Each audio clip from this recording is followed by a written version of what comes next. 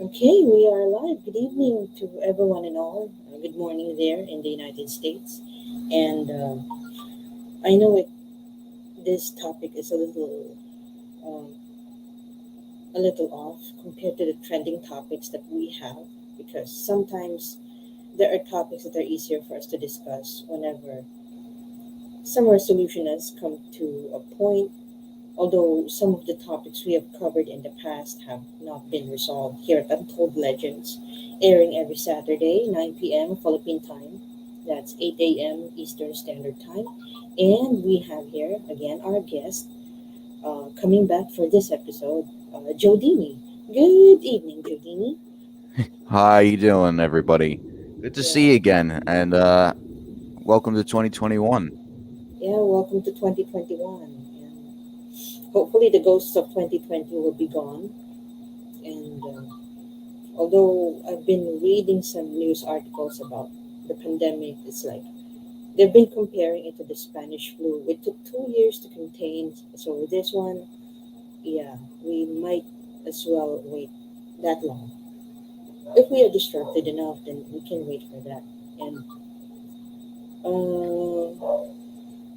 I could have had a female guest or panelist as well on this topic because although you see on our slideshow or on our clip that we are displaying the previous episodes we've already had. Oh wait, what I mean?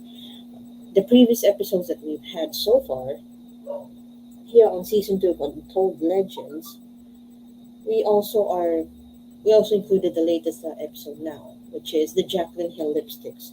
This is originally titled um, Jaclyn Hill, but in the middle of research, I found out that there's so many issues with the lipstick alone that even if I would talk about that alone,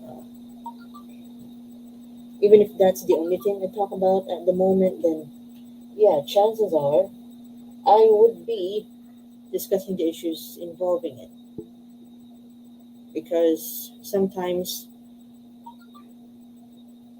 the market wanted a product recall, it doesn't happen, and maybe at some point we would take a look at the aftermath that came later because even if she has apologized, yeah, spoiler alert, she apologized. Surprise, surprise there. There was no product recall that occurred. So, if because chances are you have already heard, depending on the news items that you've been reading lately, so many news items early in the year that has been happening so far, and now we are checking on what other things pervaded the years that passed when it comes to the internet. Because you mentioned, Joe, that Legends of the Internet is about to return soon, right? Yes, we are making a list of 13 episodes, and we're going to make that announcement on the channel next Friday at about 8 p.m. Eastern. So for all of you in the Philippines, that will be at 9 in the morning. Okay. And we will get that done. No, I have time on the weekend, so I can get the list done. And Jing, I will let you know in a DM later today. Sure. I'm ready for it. Absolutely. Thank you very much. So, yeah, I'm now checking here the notes for, and later on I will be changing the slideshow that we have here since I've also prepared the other slideshow, which is on Canva. It's a tool that I always use. And by the way, um, for sponsorships, you have three ways to reach us on sponsorships. One, if you're based abroad, you can get in touch with me through PayPal or through, let's see here, through Subscribestar. It's the alternative for some countries. And of course, if you're here in the Philippines or anywhere else in the world where you have this app, you can also get in touch with me with Gcash. It's ticking right under the screen. Now accepting tips and sponsorships via Gcash. So uh, whatever currency you're into, whatever currency you're using, then you would be getting in touch with us here at Gcash. All of the links are on the description box uh, for you to access to. There you go.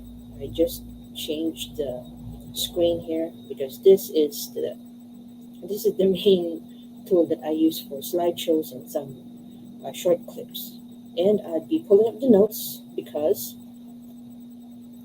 here's something that happened because around the time that I was researching for topics for this episode, last December 23, 2020, Jaclyn Hill posted a video on her YouTube channel. It's her house tour for everyone to see because it may it may have felt like forever since she last posted the video. Although in reality, 5 days before the 23rd of December, she posted a video as well. But yeah, the joke is still up in the air that Jaclyn Hill posts videos Oh, only if she has something to plug. Sorry. Freudian slip. I apologize for that. Because what I'm trying to say is Jaclyn Hill only posts videos allegedly whenever she has something to plug. So, again. And this time speculation arose that she might bring back the Jaclyn Lipsticks. Not everyone is happy for that because some people still call it Jaclyn Hill Lipsticks because at the bottom of the lipsticks was the logo JH. That's the appearance of the original batch of lipsticks launched under supposedly personal brand. The items with the JH logo under the containers, yeah, it's obvious that much effort is made on the containers. So the first thing that came to mind is a YouTuber with the username Pretty Pastel Please reviewing the products while wearing a hazmat suit as a joke due to the surprises that come with the lipsticks. Like, what kind of lipstick has hair, shards, and even bubbles on them? I remember sharing this on one of your live streams, Joe. It's like, what? Lipstick has hair? What happened? Like, it's been debated what kind of material is found on those lipsticks. Well, Jaclyn Hill, like most personalities covered here in this episode, on Untold Legend Season 2 airing every Saturday, 9 p.m. Philippine time. That is 8 a.m. Eastern Standard Time. Um, s she has several issues going on for her, like the other topics that we have covered here, which is not so surprising, frankly. So, they have several issues, but they always have that one issue that made them go viral. Because just when you thought that the hair and lipstick story is too good to be true, having a batch of lipsticks literally placed under a microscope would prove just that. I may not be showing the clips about the microscopic or the lipsticks placed under the microscope, but I would be sharing perhaps the most recent compared to the others that I've had because there would always be two videos that would be coming up as basis or proof about these lipsticks. More on that later. So while this episode addresses the multitude of issues attributed to her, the bulk of the episode will discuss the hairy lipsticks and how she handled criticism thrown her way. Of course, everyone owes their discovery to one makeup guru or makeup reviewer rather, although she has her own line now. Raw Beauty Christie, that's her username on YouTube. She's actually one of the inspirations behind this episode. So let's jump right in. And this must have been one of the most shared posts that I know of, a Facebook post in the Facebook group named In My Kit. Um, this was a group by Kevin James Bennett, and this was posted back in June 11, 2019. So here we go. to read what he said, and I quote: Jaclyn Cosmetics lipsticks are contaminated, pose a possible health hazard, and are not safe to use. There is no other way to sugarcoat or shape this narrative. Unidentifiable debris, hair, mold spores, they are clearly contaminated, and they all, allegedly, all come from the same batch. This has me baffled, but I'd rather save that conversation for another time. The fact that Jaclyn Hill or her lawyers have not issued a formal statement warning people not to use them is disturbing and reckless. Her company is creating a liability nightmare by not addressing this immediately. Someone is going to become sick or worse from these lipsticks, and the lawsuits will start pouring in. These lipsticks need to be recalled and destroyed. There is no other way to fix this. So, if you purchased any of these lipsticks, do not use it, even if the lipstick looks fine, especially if you have any autoimmune issues. Bacteria and mold are not always visible to the naked eye. Unquote. So here we are, and not so surprisingly for me, other websites managed to cover this. There is a website, zadidol.com. They covered what might have been the reason for these debris, because apparently some of these lipsticks have raw materials that included shea butter and mango butter, vegan ingredients.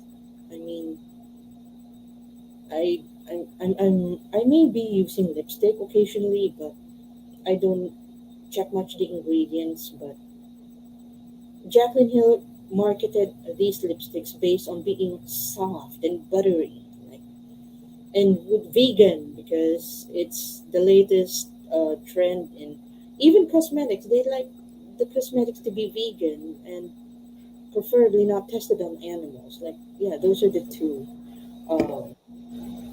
the two main marketing points I noticed in some of these cosmetic products. So that also might have been the reason why some mold was found on them, because if they have been traced on a batch that was traced back to 2017, might have been, or allegedly, as they say, then yeah, some mold might be forming there. Because if the batch was traced back to 2017 and it got launched in 2019, yeah, who knows what could be growing on those products? Like, you know, yeah, food-based raw materials used on the ingredients, because you're putting it on your skin. You'd really have a problem with that. So here here I found another article from Jezebel.com written by Maria Sherman. It already has some updates since this one was written back in July 1, 2019, entitled Unwrapping the Beef. YouTube beauty influencer Jaclyn Hill versus everyone. Wow, that's a nice title. like so here. I'll be reading some excerpts here. So back in June 8, 2019, and to quote the article, although Jaclyn Hill has collaborated with makeup companies like Morphe in the past for her own collections, in June she finally launched her own brand, Jaclyn Cosmetics, with 20 nude lipsticks priced at $18 each. I computed that on my own currency. That's around 800 pesos, more or less. Um, and I have a little sample to show how big um, an $18 lipstick could get. Like, it's big enough to at least last you for the year. Well, I don't always use makeup now because obviously it's the pandemic. I'd be wearing a mask. Maybe if I would be applying makeup. Oh, thank you very much to everyone who arrived. Thank you very much for the likes. Okay, so back to the topic that I have here. Oh, are the banners. So that's the size of the typical 800 peso lipstick. That's for $18. Because if you have a market that has their their buying decisions based on price, $18 is not exactly that kind of price point you're using. Although she's been promoting these lipsticks as uh, based on luxury. So going back to the article, I quote, fans immediately noticed something was up with them.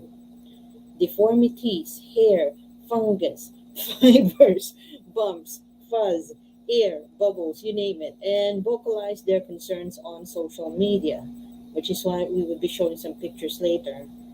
And now we will be describing them later for the sake of the podcast version of this episode as well. So, the article then attached a product review video. They've always used, most of the subsequent articles have used the video by Rob Beauty Christie. This is the video that she uploaded last June 8, 2019. It's almost an hour long because she really went one by one with each product. Like, there's really something wrong with these lips. Can you please analyze them? She's the one with a microscope. That's why they asked. That's why the audience asked her to. It's like, if you've been subscribed to this person for so long and you trust him or her for the expertise and you know that she has the tools to analyze certain products, yeah, you would ask them too. And of course, Raw Beauty Christie made it a point to remind her audience not to send hate to Jaclyn Hill because people can be constructive without being hateful. And I agree. It's the same video where I end up finding a comment there.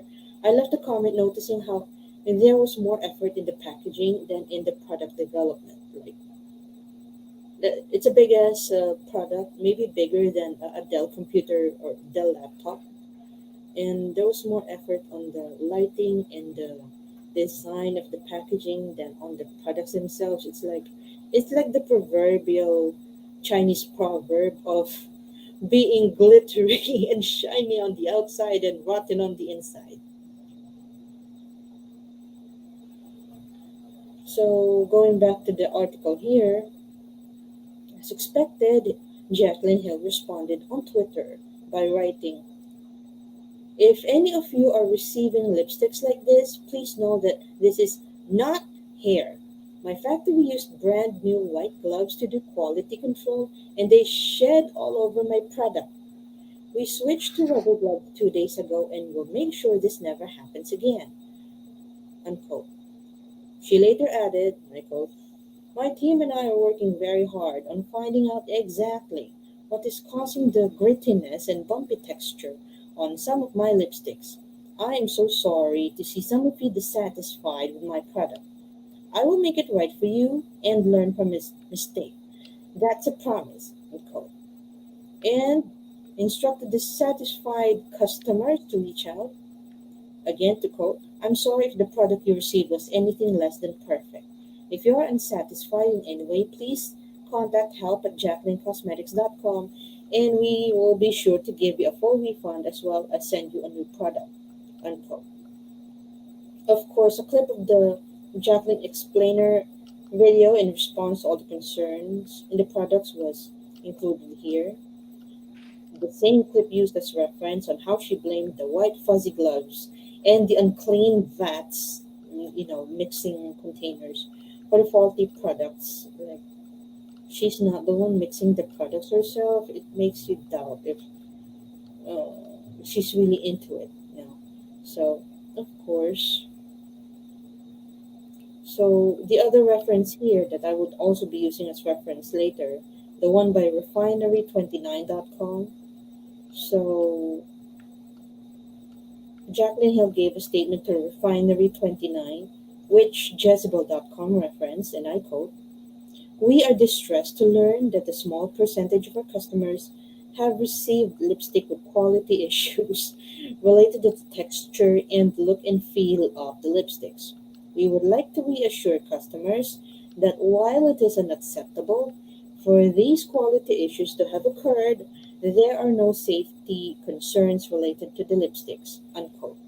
So they're still going forward with that narrative that there's nothing wrong with the lipsticks.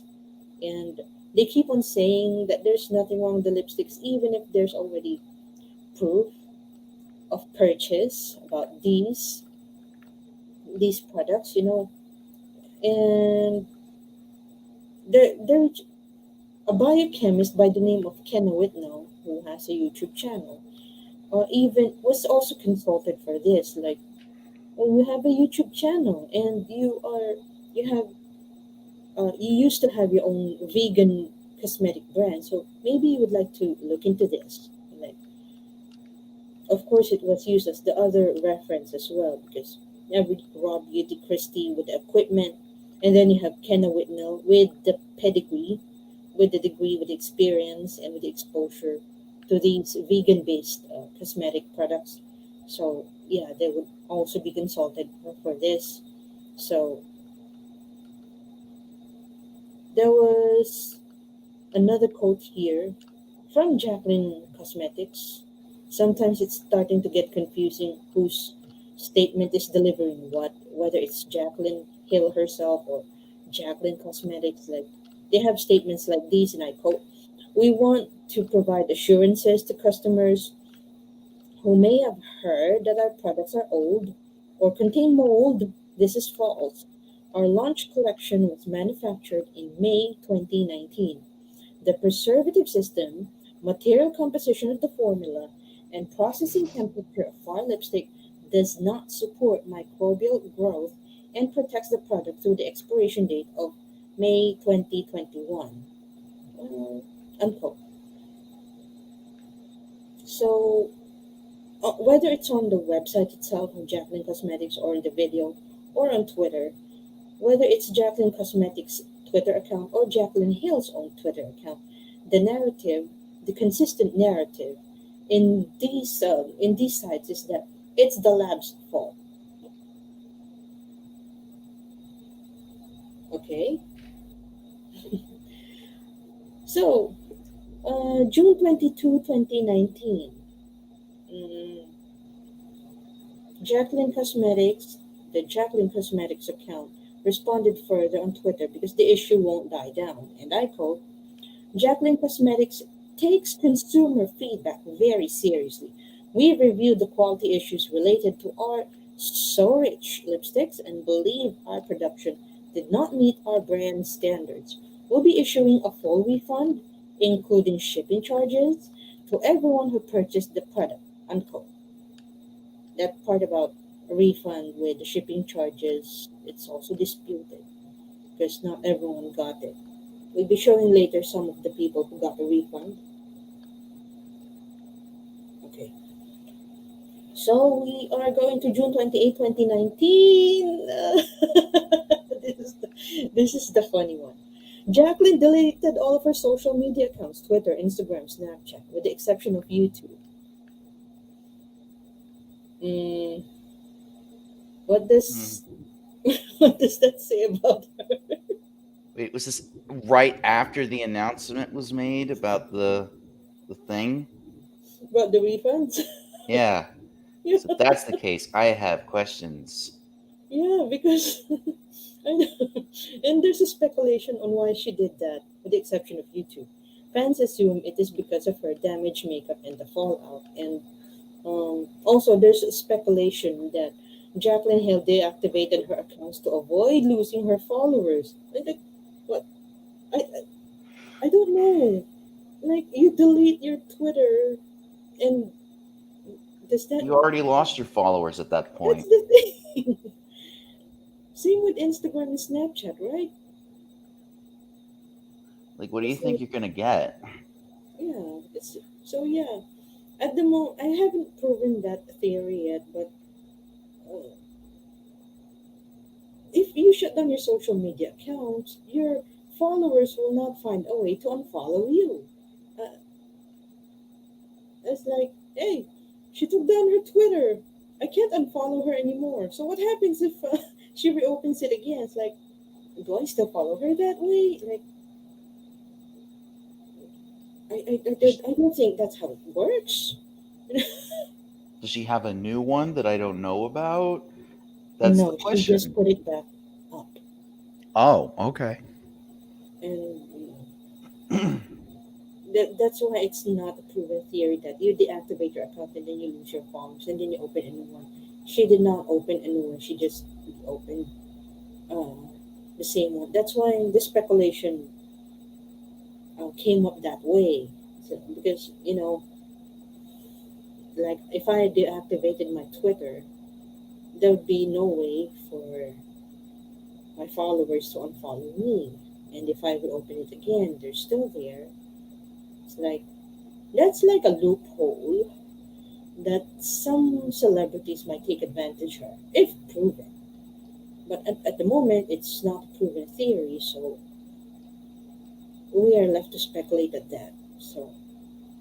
So this Jezebel article also mentioned the now deleted video that Marlena Stell of Makeup Geek. There was another makeup guru that was supposed to have a collaboration with Jaclyn Hill, and then she posted this 1.5 hour long video on YouTube outlining the transactions she got with Jaclyn Hill, born of that, what she described as a friendship. I mentioned a while ago about the collaboration that failed because of some damage that happened on the products. She's the one that's supposed to have a collaboration with it. So this is the same video where Marlene Estelle mentioned the concealers under the Makeup Geek brand that never got launched due to the same issue, contamination. And according to Marlene Estelle, and I quote, they had shards of plastic in them. They had fingerprints. They had hairs in them. They had black specks in them. So, does that sound familiar? Unquote. Of course. Mhm. Because what kind of laboratory is this?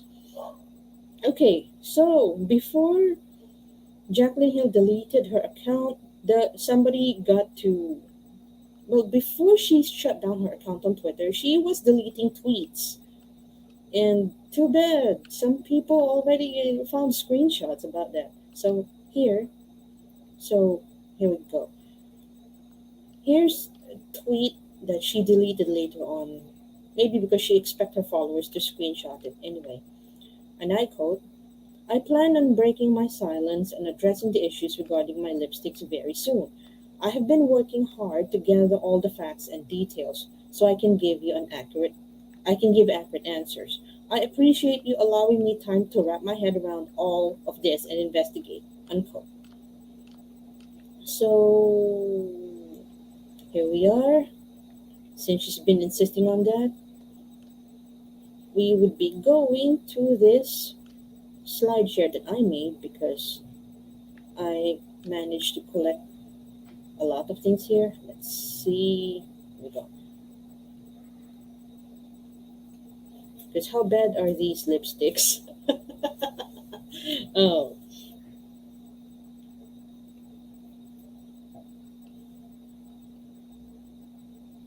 here we are. This is a fan art. I did not make this, but this was the this was the Wait, photo what? that was the photo that was circulating. I mean, you can see the hair here.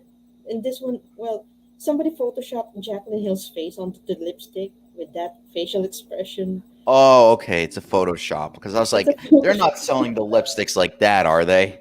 No, Please but, don't tell me that.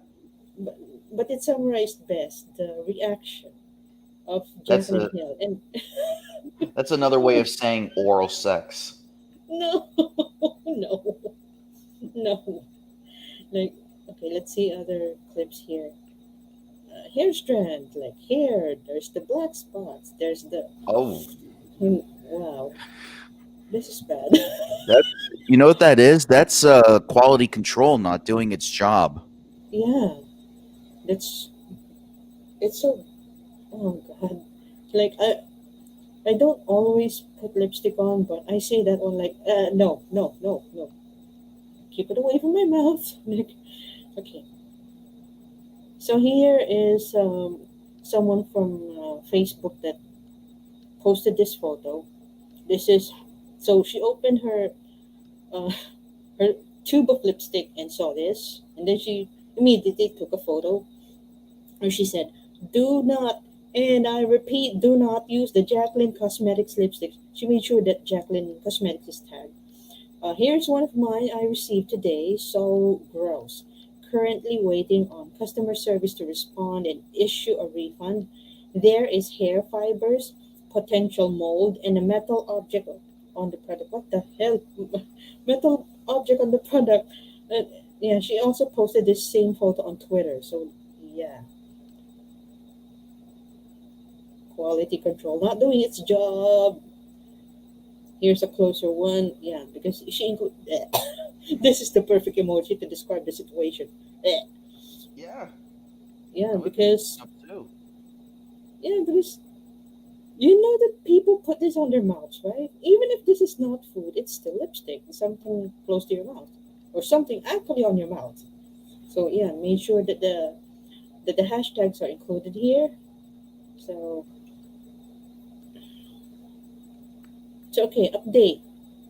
Jaclyn Cosmetics sent two emails, no response. Was able to get to on Facebook. They told me they would send a shipping label for me to ship back the lipsticks. Once I proved it was in transit, they would issue a refund. Still have not gotten the label, but it's a start. I highly encourage you to contact them ASAP. So people, the staff that are in charge of the Facebook page, reply quicker than the one on the emails. Like maybe a different team is in charge on the Facebook page compared to the Twitter and the Instagram and the main website, supposedly. I think I'm familiar with some teams that do that. At least you can see which team is functioning correctly. Okay. And same Facebook uh, purchaser. Like, ew. This is the Instagram story posted. I'd be focusing on those. And there's the black spots, there's the hair, like ew. Like, then of course the caption. Okay, so yeah, this is also the same caption on the previous one, but this one it's posted on Instagram stories. So still no label, so we'll see what happens. So you can see other photos and updates on Twitter at the Jessica Scott.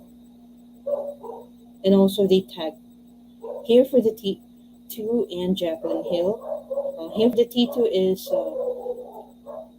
one of those tea channels on YouTube and on Instagram, although she's more active on Instagram now. I'm not surprised.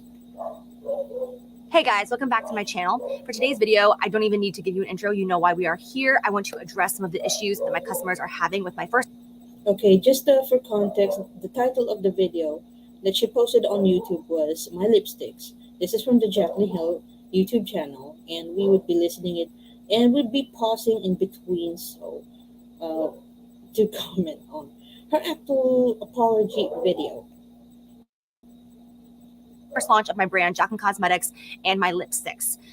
First and foremost, I want to let you guys know the bases I'm going to be covering throughout this video. I want to talk about the melting issue. I want to talk about the white fuzzies. I want to talk about the black holes. And I want to talk about the grittiness and the texture that you guys are experiencing and give you informed details of what all of these issues are, what is causing them, and how they're going to be fixed. I just want to put that out there before even jumping into the actual video so that you guys know that I'm not going to run away from this. And I know it's taken me a couple days to get all my ducks in a row and get this video out for you guys, but I've been going through all the documentation and on the phone with labs and chemists and the owner of my lab and my entire team for several days and doing a very in-depth investigation to figure out exactly what's going on so I can give you the most informed information as a brand owner. The first thing that I want to address before anything else is the accusations that my lipsticks are expired, moldy, or hazardous in any way, shape, or form. I'm going to put up documents throughout this entire video so you guys can see the actual proof, because I'm not going to sit here and like read papers to you guys. I'm going to put it right there on the screen so you can see proof. So number one, let's start with the expired accusation. My lipsticks did not go into mass production until the same month that I actually launched my brand. It was only a couple. For context, she launched the brand in June 2019, and she's showing these documents to prove her point that she did her job. Well, okay, let's continue.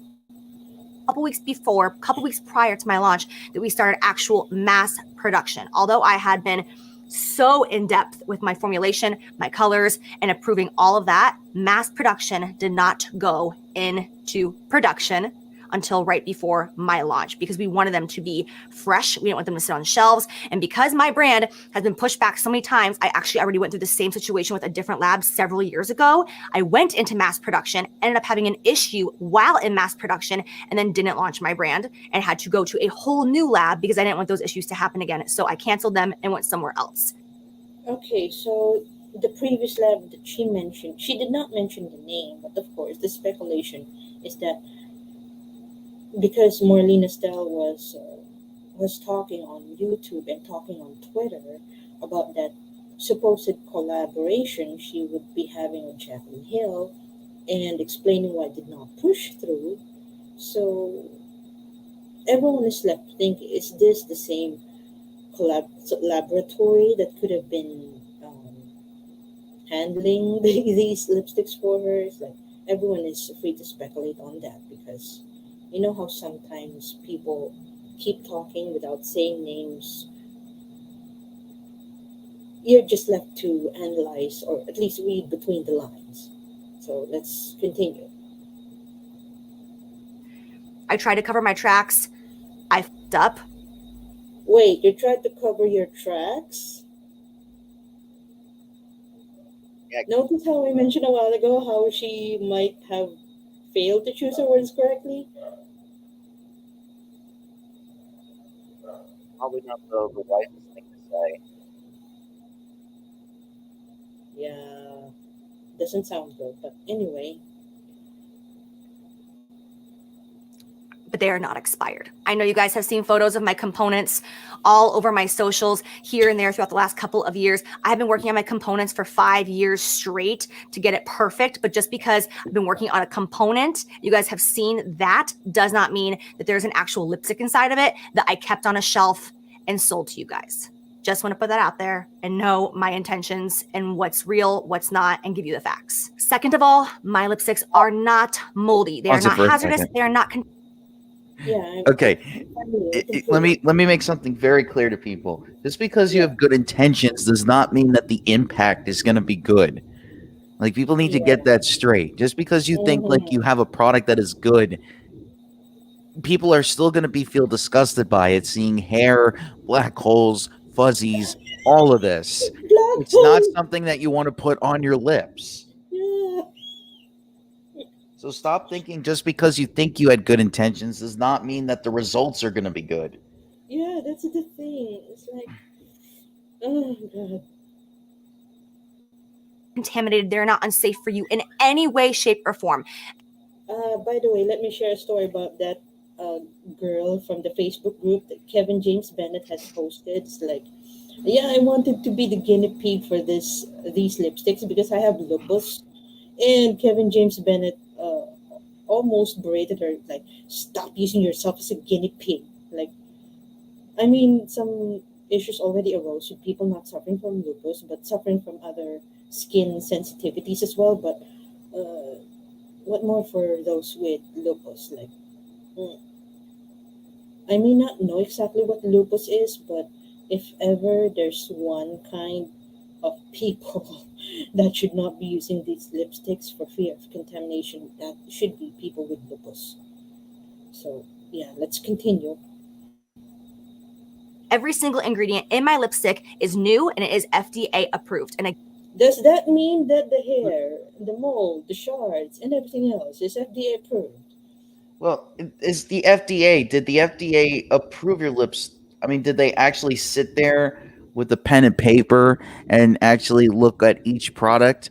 I mean, the FDA may approve your actual product, but it's up to you and your company or whatever brand, whatever laboratory you're using on quality control to make sure that it's right. Look, there are things that are FDA approved. I watched the Forensic Files episode the other day, Mhm. and there was an episode where there were kids that were throwing up constantly. They were bleeding from their lungs. And Mhm. so what happened was they were trying to find out why all these kids in Seattle were having all these issues. And what they found was there was an FDA approved apple juice that was vegan. They didn't Right. use any pesticides because they Mhm. didn't believe in using pesticides in their when they made the juice. And it turns Mhm. out they were taking apples from off the ground in their orchard instead of actually picking them from the tree. And Ooh. because the apple was like indensed in the ground and there were deer droppings around the apple, they just picked it Okay. up from the ground and then they just put it in the juice, and that's what ended up getting the kids sick. Yeah. So it's most likely, if you're FDA approved, doesn't matter if you're FDA approved, you're responsible for what the quality control of your product comes out. That's the thing. Because when I was watching this before, it's like I'm just waiting for it to take accountability for this concern. So, which is why it's important that we. I'm just putting this a video here to make sure that we watch the whole thing and we're not jumping to conclusions, because it's not enough that I have the photos and the other items there. I may not have purchased the lipsticks myself, but knowing how sensitive my skin is, it's like, no, I'm not putting that on my lips now. So, going back to the clip. Again, I will give you proof right here if you guys want to look over these documents in Mm, depth and tear them apart. You go right ahead and see that they are not contaminated. Every single ingredient is FDA approved and they are not expired. I want to ease your minds with that before even getting into all the nitty gritty stuff of this video, so that you're not sitting here thinking like, oh my gosh, is it true that if I use this lipstick that it's gonna hurt me in some way? No, that is not the case. Now you guys have seen that, so Hold on, let's pause it for move a forward. second. Okay, okay. So those documents that she put on camera, she linked them. She actually linked them so that fans could see the documents pertaining to her product. Does she not understand that there's confidentiality agreements? That's That why he blacked out some of the parts. And okay, this she is why, blacked them out. She yeah, I blacked out the mean, most important parts. If she didn't, okay, if that's the case, then I would have had an issue, because as a company, you can't be putting confidential information about your company out there. it sounds like a last ditch effort to explain herself. Did she Because go to business school? I don't want to judge her based on her admission that she did not have a college degree. Did she? Although I've read somewhere that she finished beauty school. I'm not sure if she finished it, because there are conflicting stories. There are things that she's saying about herself, and then there are people that are saying that it's not true. It's like, what's going on? Like, it's as if the only believable thing about her story is that she had an internship with MAC Cosmetics. That's the only verifiable info about her, about the person itself, the person herself. Sorry, uh, she's been to business school. She likes calling herself a CEO. Like, do people even realize that CEO is not a fancy title, especially if you're expected to be accountable for everything? For me personally, I do not see the glamour and the fancy and the title of CEO. I see the responsibility. Like, oh my God, I'd be responsible for all of this shit or all of this stuff. Like, that's what comes to mind whenever I end up hearing the title CEO. Like, please, please, this There is a boss. there is a certain knowledge that you need. You can't just be a CEO right away. The success rate of you becoming a CEO right away and being successful is very slim. A lot of what the most successful business people do is they work their way up through different forms of business. They don't just work for one company, and they don't start their own companies right away. They understand how the system works, and if they have evil intentions, they'll find loopholes and they'll find ways to screw people, which is what most businessmen and women end up doing anyway, because that's capitalism. Yeah, because the mistaken notion about people starting their own business is that they immediately have the title CEO. No, not all business owners have the title CEO, and people must realize that because you can be self-employed. Sometimes I view myself that way, and sometimes it's a more honest way to describe your business, no matter how small. You are a business owner does not automatically mean you're the CEO. It's not a fancy title to be played around, especially if you are not aware about the responsibilities that come with it. Like, come on, Mark. Okay, let's play this. So the first thing I want to touch base on are the little black dots or black holes that you guys are seeing. What Hello, here we go. Because the funny thing about it is that a male commentary channel was aware that this is wrong, and that commentary channel's name is Repsion. So I'd, I'd let her speak first before I would analyze on that. what these black dots are actually oxygen bubbles, and they are being lifted to the surface when my lipstick bullet is being cooled off, when it's going from a hot temperature fresh out of the vat, and it's going to go into my actual component and just be cooled down so that the component cap can be put on top. In that process, sometimes those oxygen bubbles don't make it all the way through, and you'll see little itty bitty, almost like black like holes. It's not actually like black holes. Again, it's not mold. It is oxygen, and it is 100% safe. It is not going to hurt you, but seeing those dots are not pretty, and they're not like, you don't look at that component, you don't look at that lipstick and think like, oh yeah, I want to put this on my lips. So if you're experiencing that, please contact help at Jaclyn Cosmetics. That's the point. We don't care about the oxygen bubbles, Jaclyn. That's the problem. You need to understand something. People buy lipstick because they want to make themselves feel pretty. If it looks disgusting, it's all about optics when it comes to beauty products. If you do not get it 100% beautiful, they are not going to use it. And trying to explain that it's oxygen bubbles is not going to make people feel better when they open up that bomb and they see it.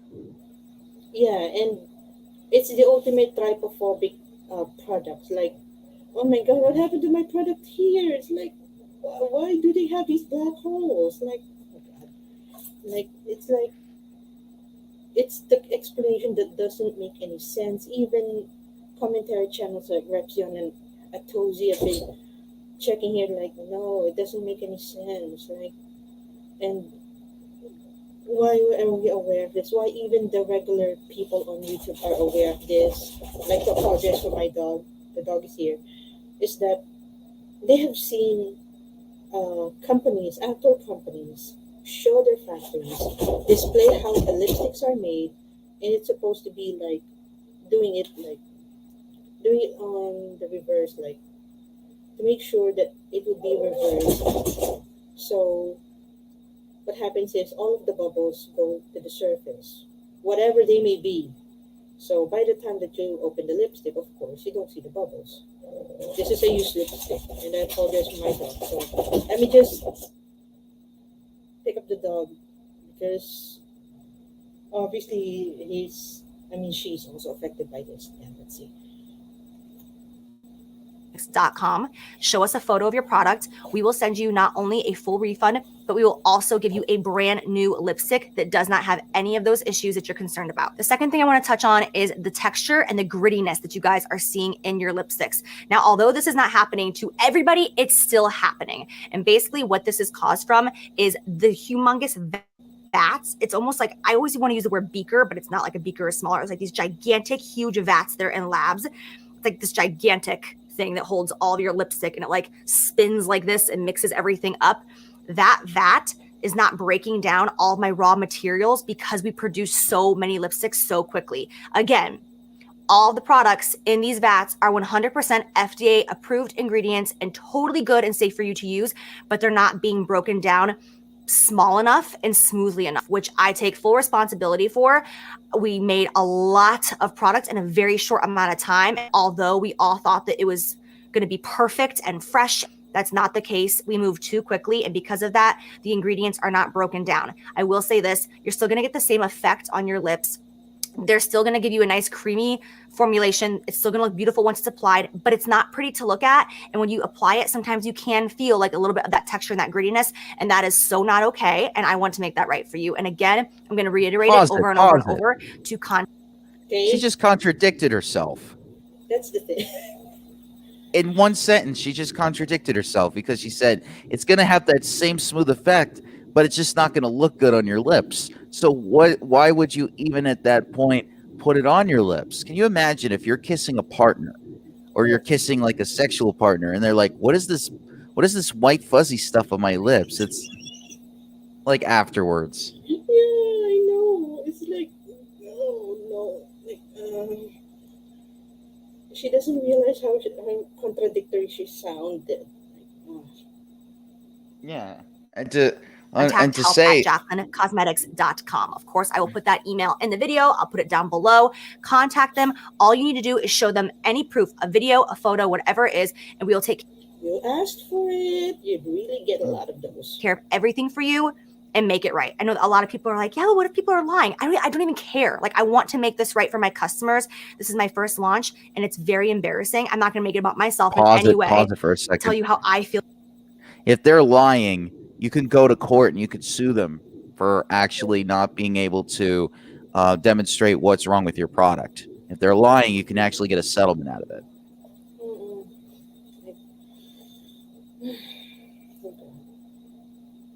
See, I finally brought the dog over because my dog is white. Feel about this, but it's embarrassing for me to not see you guys fully happy, and I am so sorry that any of you are experiencing anything less than absolute perfection from my first launch. And I will do whatever it takes to make it up for you. I will send you a brand new lipstick. I will pay for it myself. I'll give you a full refund. I don't care. I want you guys to experience the products that I approved, that I love, and what I want to create for my brand going forward. Next, let's talk about the white fuzzies. This is the thing that gets me going. So when I first heard the definition and the reason for these white fuzzies on some of these lipsticks, I 100% did not believe it. I got very upset and I was like, why are you lying to me? Why are you trying to treat me like I'm an idiot? This is ridiculous. Like, I need a better explanation. Pause it. Why is that the first thing that comes up in your head? Like, why are you lying about me? Like, if there's a problem, you investigate it. And if anything, you recall the product if people are complaining about it, just to be on the safe side. But you turn this into like a you thing. Yeah, that's the ego speaking.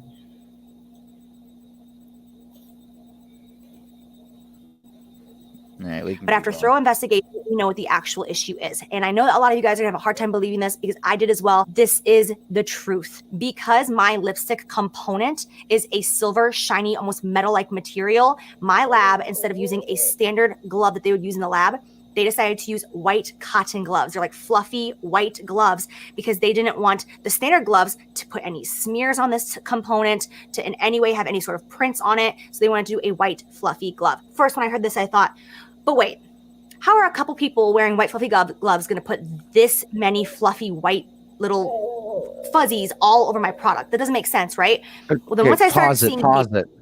Yeah.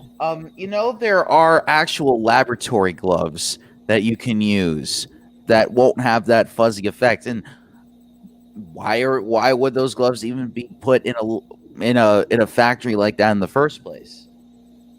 You see how some of her explanations don't make any sense, right? Yeah. Like, is she just were those the only gloves that they had in stock? Like, you know, there are hospital gloves that people have used. They have those gloves that people are using during COVID. Mm-hmm. Those do not have any residual effects on them. Yes. And yeah, maybe because this contaminated thing happened before COVID, that suddenly everyone is, I mean, the pandemic hasn't happened yet, and people are already concerned about contaminated products. What more for now? It's like, oh God. videos and I started seeing proof, and then my team actually did our own investigation, it actually made a lot more sense in my mind, and I'll tell you guys exactly what that is. We have several people up to It made a lot more sense in my mind. Okay, that's the ego speaking again. 20 people working on my lipsticks on the line every single day as they're being produced, and every single one of those people are wearing white gloves. When I tell you guys how many times a day they have to change gloves and put on new ones, it's crazy. Every time they need to take a call, they have to step off the floor, off the line, out of the production area, they have to take off their gloves, and they have to... Look, she blacked out some parts on this document again. See? This is consistent Okay. with the documents that she posted a while ago. My question is, why even post the documents, even with the blacked out parts? Because you know how fancy technology can get. They could just take those black bars down if they have the right tools. So don't give hackers or don't give people that have the technology the ammunition they need in order to see more of what's going on in your business. Unless, of course, you're the FBI, then yes, definitely, by all means. I doubt it. But yeah, that's what happened. And this is why I also noticed that she's not helping herself in posting these documents, blacked out or not. No, she's not helping herself doing this brand new video. ones when Yeah. It's like, yeah, you have to speak up, and people are just waiting for some keywords to assure themselves with. Yeah, if you're gonna do a video about your lipsticks, just apologize for the bad products, and they're gonna be fixed. That's all you need to say. It's 30 seconds. You don't need to go into like a 10-minute video explaining each intricate detail. Yeah, actually, she went 14 minutes for this video. Oh, even worse. Yeah, because you know how some people end up looking more guilty because they tried their hardest to explain themselves. It ends up worsening the explanations. Like, more talk, more mistakes. And let's see, what else did she say wrong here? walk back in. They have to take off their hair nets, they take off their beard nets, they have to replace everything once they come back in. They don't get to walk out, go to the bathroom, put on the same gloves, and come back in. So when you think about 15, 20 people working on a line, all replacing their gloves every 30 minutes, 45 minutes, hour and a half, it's a lot of brand new, freshly white gloves coming in to that region that is spreading lint all over the product. Not acceptable at all. And the second we saw this, we changed to different gloves that will not be giving this issue whatsoever. On top of that, they were cleaning my vats, which is the big, humongous bucket that has my batches inside of it. They were cleaning those vats with like this white fiber, almost towel going through it. Even my dog is not taking it. Yeah. I mean, yeah, she's asking me to go out so that she would not have to hear all of this. Yeah, let me just continue here. And then I would be sending her out. I'll be picking her up later after this broadcast, okay? And that's been happening about once a day, they said, to sometimes twice a day, depending how quickly we're moving through batches. So those two things combined, that is what you are experiencing, are little white cotton fibers coming off of their gloves.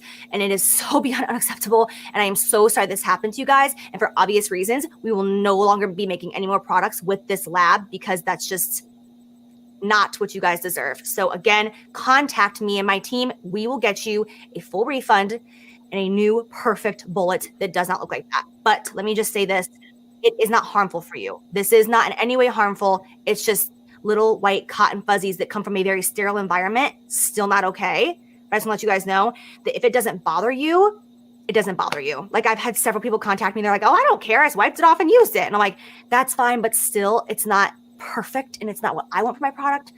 So contact Jaclyn Cosmetics and we will figure it out and we'll make it right. Lastly, I want to talk about the melting issue. And even though you guys are seeing a lot of stuff all over social media, like when I log on to social media, I'm just like, oh my God. But from the back end of my brand and actually looking at emails, the biggest issue and the biggest complaint is actually the melting issue. It's actually 80% of our complaints is melting.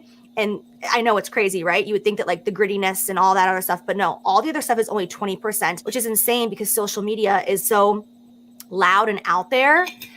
and it looks like it's so aggressive and so terrible, but behind the scenes of what I'm seeing, I'm like, all right, please contact me if you're having an issue, reach out. Like, I want to fix it for you, you know, like I want to prove myself to you. And I thought that I was going to do that when I first launched. By the time that I made a copy of this video, I think some comments, some not so pleasant comments, already slipped through the cracks because there have been allegations that she's been deleting comments that are not favorable to her on the YouTube video that she made. And by the time that everything has settled, it's like everyone is just rewatching this now while stuck in pandemic to check that, yeah, we really had contamination issues way before this pandemic started, and it could have been worse. Than, oh my god.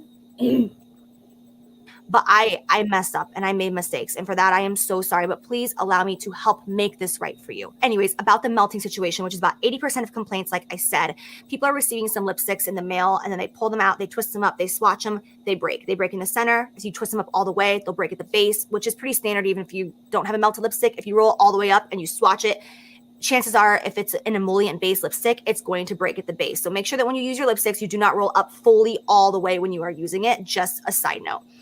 But what people are experiencing is it's showing up in the mail and it's almost having like a little sweat mark, like a little like circular sweat mark or like little like sweat dots.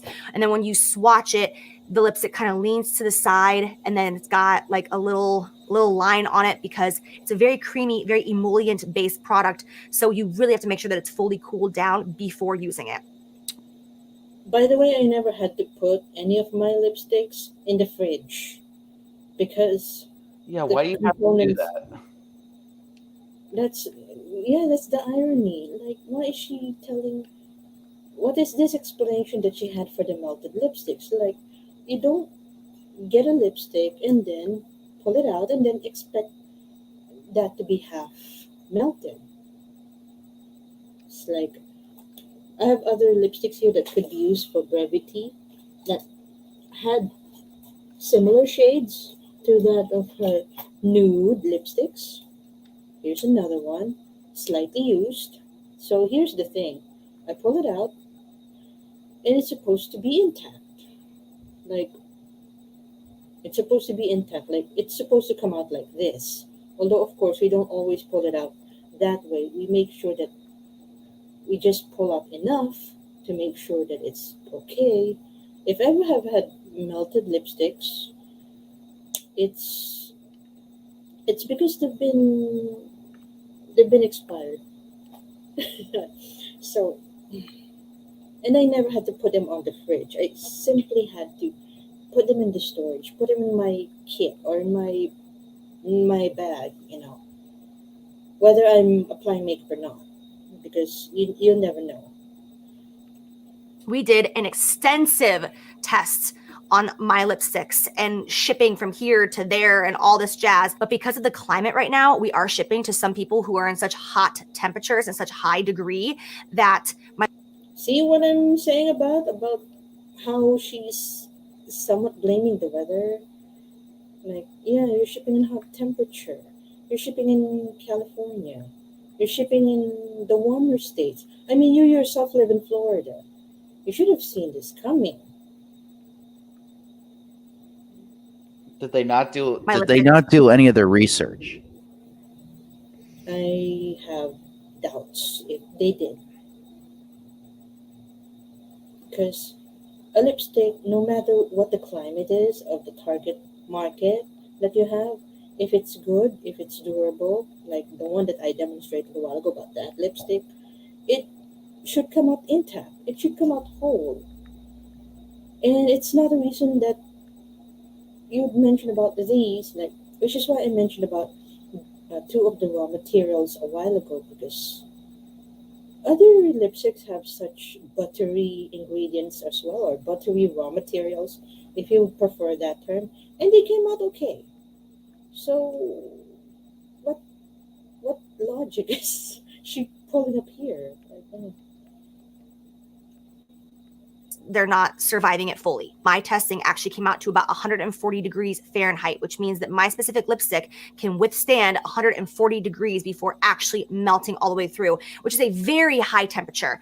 But once these lipsticks are getting onto trucks that are, 100 degrees on the inside, these UPS trucks, and then they're sitting outside of people's houses at their front doors while they're at work, and then they come home and they pull it out. Yes, they're not fully melted all the way through and just like a puddle inside, but yeah, they might have little sweat dots on them. When you swatch them, they might kind of lean to the side. So please give your lipsticks enough time to fully cool off before you go in and apply it. We are working on a solution for that. See, she asked them to wait for the lipsticks to cool off. No, that's not how it works. What if I'm in a rush? What if I'm on a date and I need to leave and I really need a lipstick? If I have to leave in 5 minutes and I have to wait until this thing cools off, I'm going to look terrible on my date. Yeah. You don't understand like how dire sometimes lipstick is needed. Exactly. Or say I take it with me and I need to apply it in an emergency.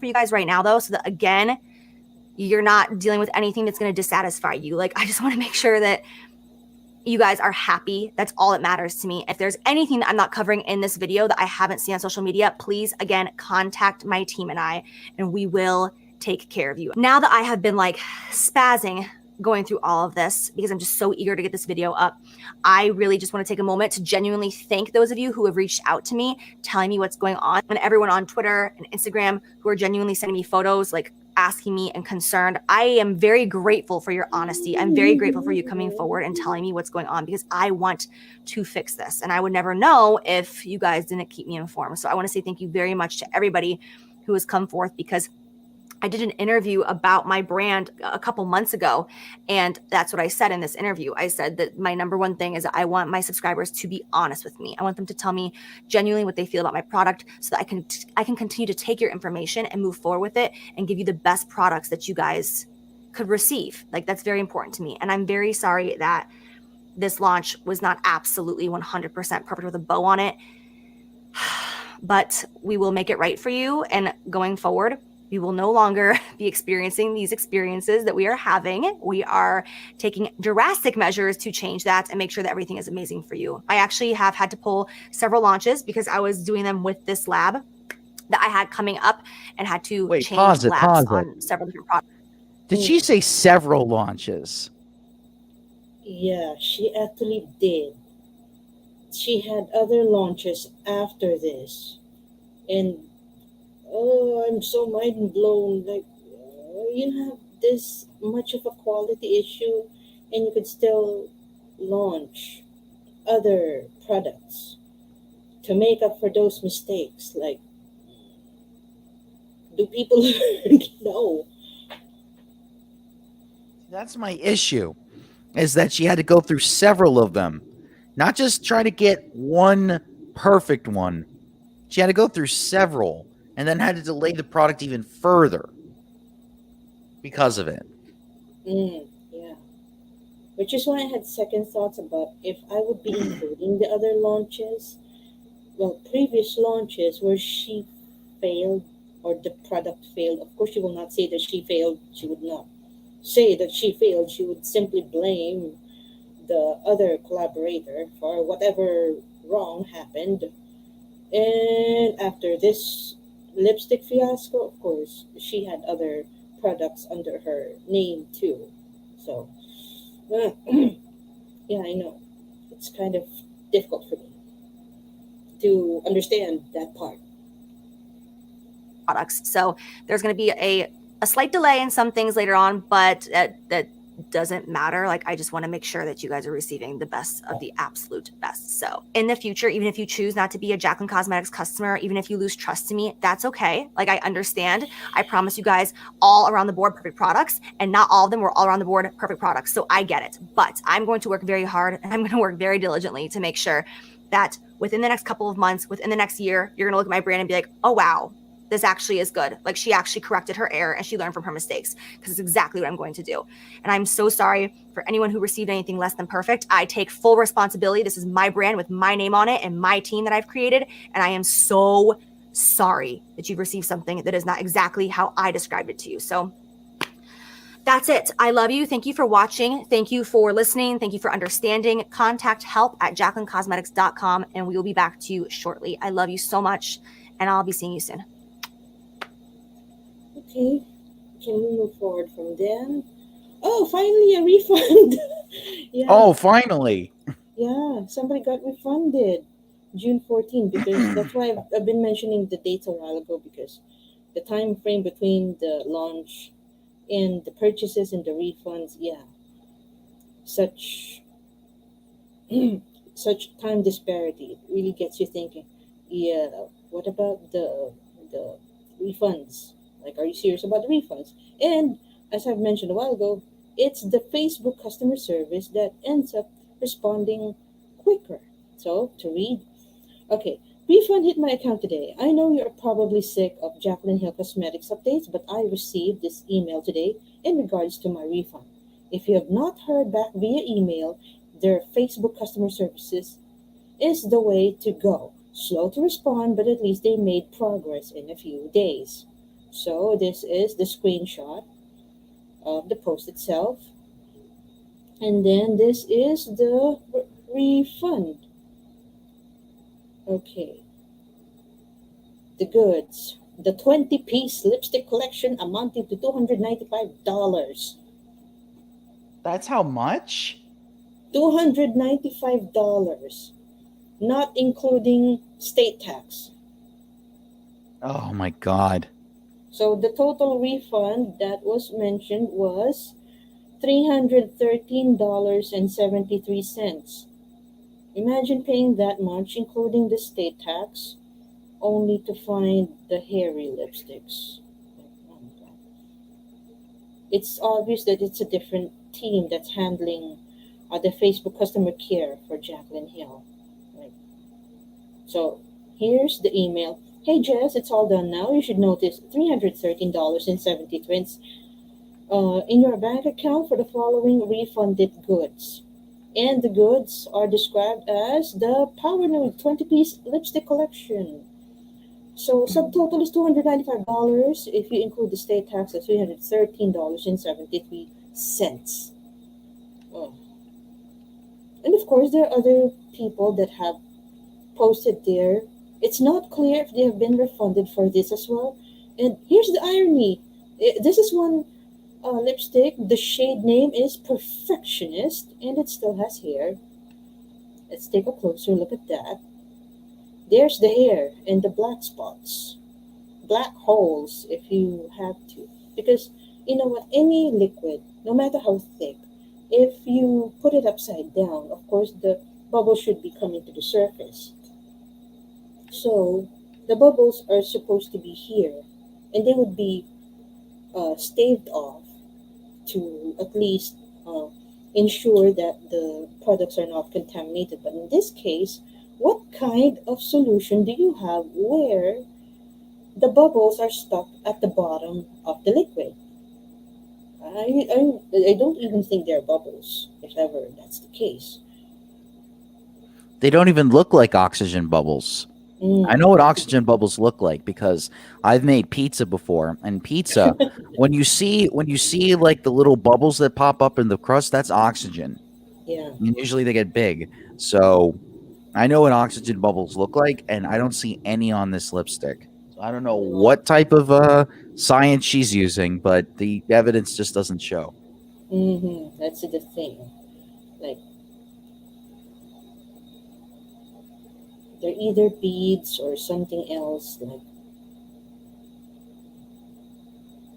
here's another one, another lipstick from the collection, because Jaclyn has so many fans. They really went for the 20 piece collection, the 295 package. So from closer look, oh no, they're beads. That looks like a bead. They Okay, I'm obviously- seeing the oxygen bubble now. Yeah. You have this and this and this and this. This is the sweat tape. that some purchasers are complaining about. Like, you can't be serious about this. Like, man, who would have thought that a product launch could be this bad? No, how many have she gone through so far? About the shades or the lipsticks?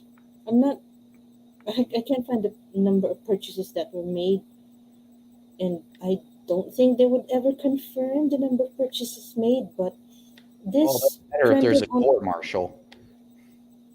supposedly, it trended on Twitter for the wrong reasons. It trended because it had the photos, it had the proof of purchase, it had these signs that, yeah, these are my problems with your lips, like beads, black holes, and sweat. Like, Sweat?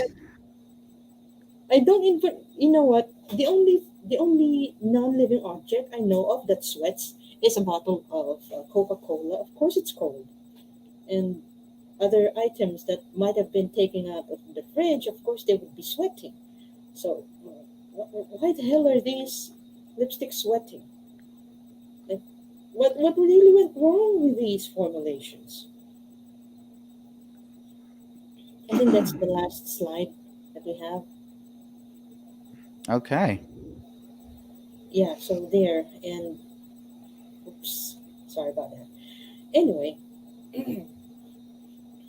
that's why a lot of people have issues with these lipsticks because you can't be serious about this, right? Like, no. So here, this is the reaction that was posted by a Twitter with the username Beauty Blogger. Since there are still character limits on Twitter, she posted this response as a twit pic. So I would be reading that.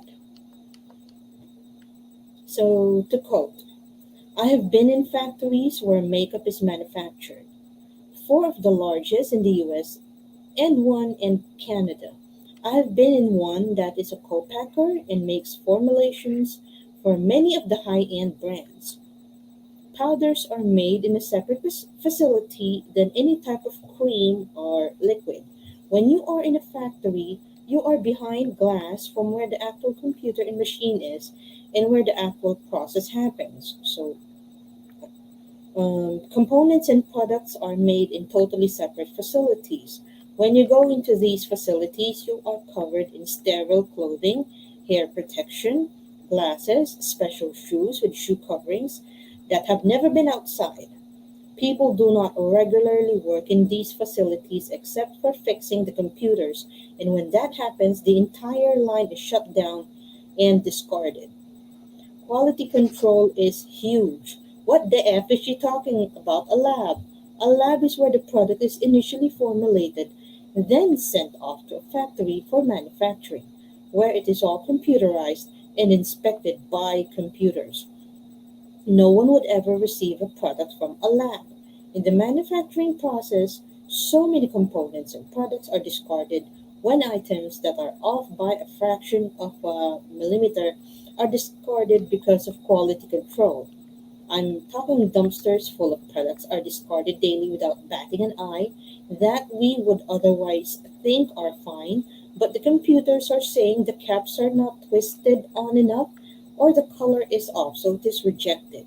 She's so full of BS. Were these lipsticks made in some homegrown facility? It does not sound like a legitimate makeup manufacturing facility. These vats are not cleaned by humans with towels. They are cleansed by high pressure washing, heat, steam, and UV sterilization, among other high tech processes. Yes, things happen once products leave the factories and the manufacturers have no control, but not in a few days of time. It sounds more like her products have been sitting in a warehouse for an extended period of time and growing things. A combination of cheap components, poor raw materials, and a cheap labor process, and just letting them sit is not acceptable. The natural preservatives gives them a very short shelf life, and these are old. End quote. And I have to agree with what she said. Oh, beautiful. Absolutely beautiful. To have like Yeah. pinpoint accuracy on every Mm, single thing that was wrong in that making process.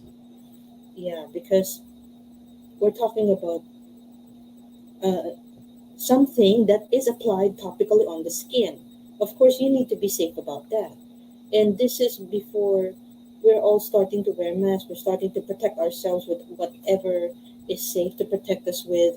So, what more if they would be talking about what you need to wear in a lab or what do you need to wear in a factory?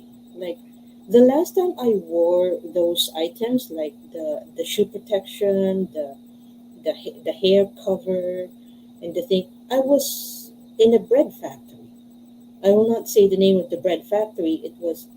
Actually it was way back in college, and of course since they are making food, and they want to make sure that nothing is contaminated, even if this is a factory.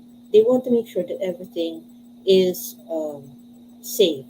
So the visitors or people from the field trip guests don't contaminate the products. They don't contaminate anything within the facility. That they're protected as well from whatever contamination might come to them. So, and that thing about the computer inspecting the products, I find that accurate. I've seen factories. Um, they really use computers to X-ray the products, and then that's quality control because there are times that you mass produce these products, and then you have these computers to analyze if there are any foreign objects, if ever there are any debris that are within these products, and yeah, it really makes you think if these are really made in the lab. I remember some jokes running around at this time that Safia Nyagard's kitchen is safer than Jaclyn Hill's lab. And Safia Nyagard is one of those influencers on YouTube that have been collabing with another cosmetic company, and it came out well. So collabs are supposed to be that collaborative, like not because something wrong happens and then you end up blaming that company, whoever hired you to do the collaboration.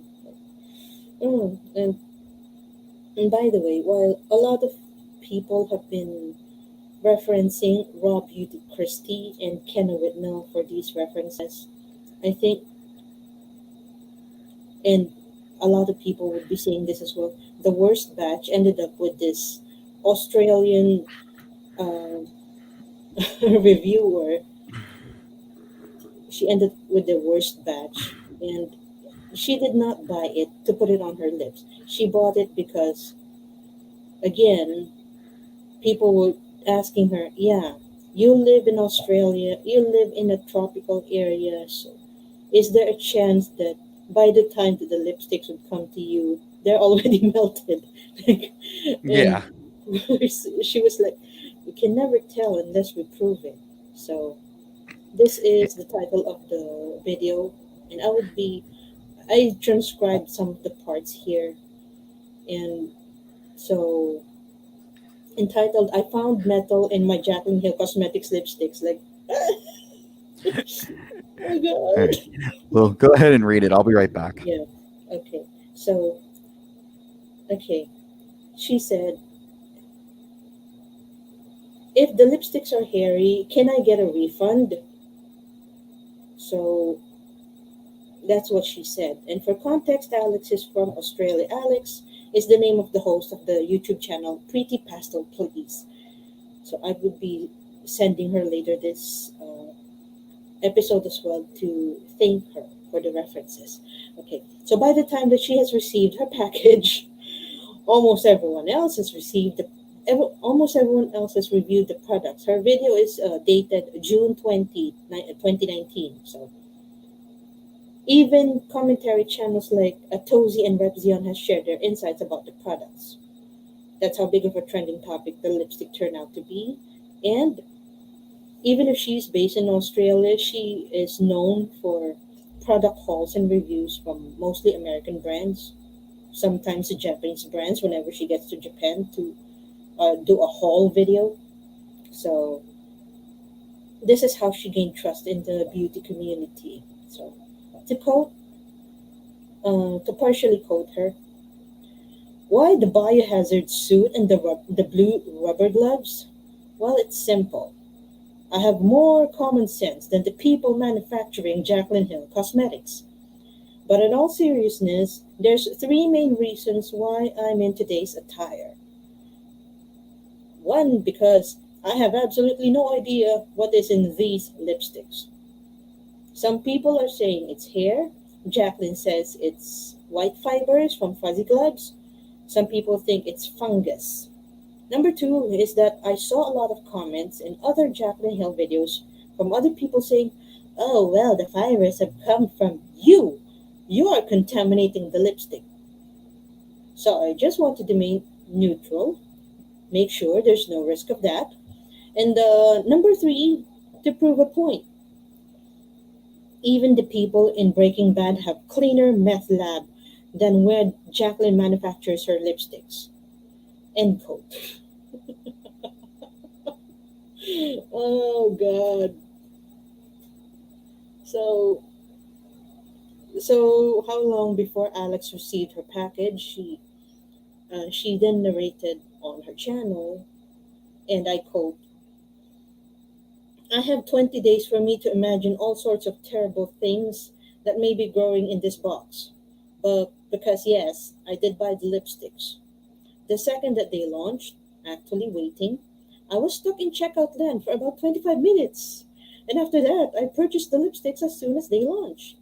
And then they didn't come for 20 days despite the US dollar shipping. So I guess, it's $1 a day to get myself some fuzzy lipsticks. So it's a pretty good deal. My imagination has been running wild for the past 20 days, and I thought of so many different things that could be awaiting me in this video. End quote. So of course, well, she tried to make this a light video by demonstrating what could be in these lipsticks. Like hair. How thick is the hair? How bad is the contamination? How swollen can her lips get if ever she really put them on her lips? And then she then ran a series of skits based on experiences relayed on social media by people who actually purchased these lipsticks. The common denominator is hair, because Jaclyn never admitted whether the debris found her lips was hair or something else, which is why I had to put out that video there, because explanation itself is not very sensible.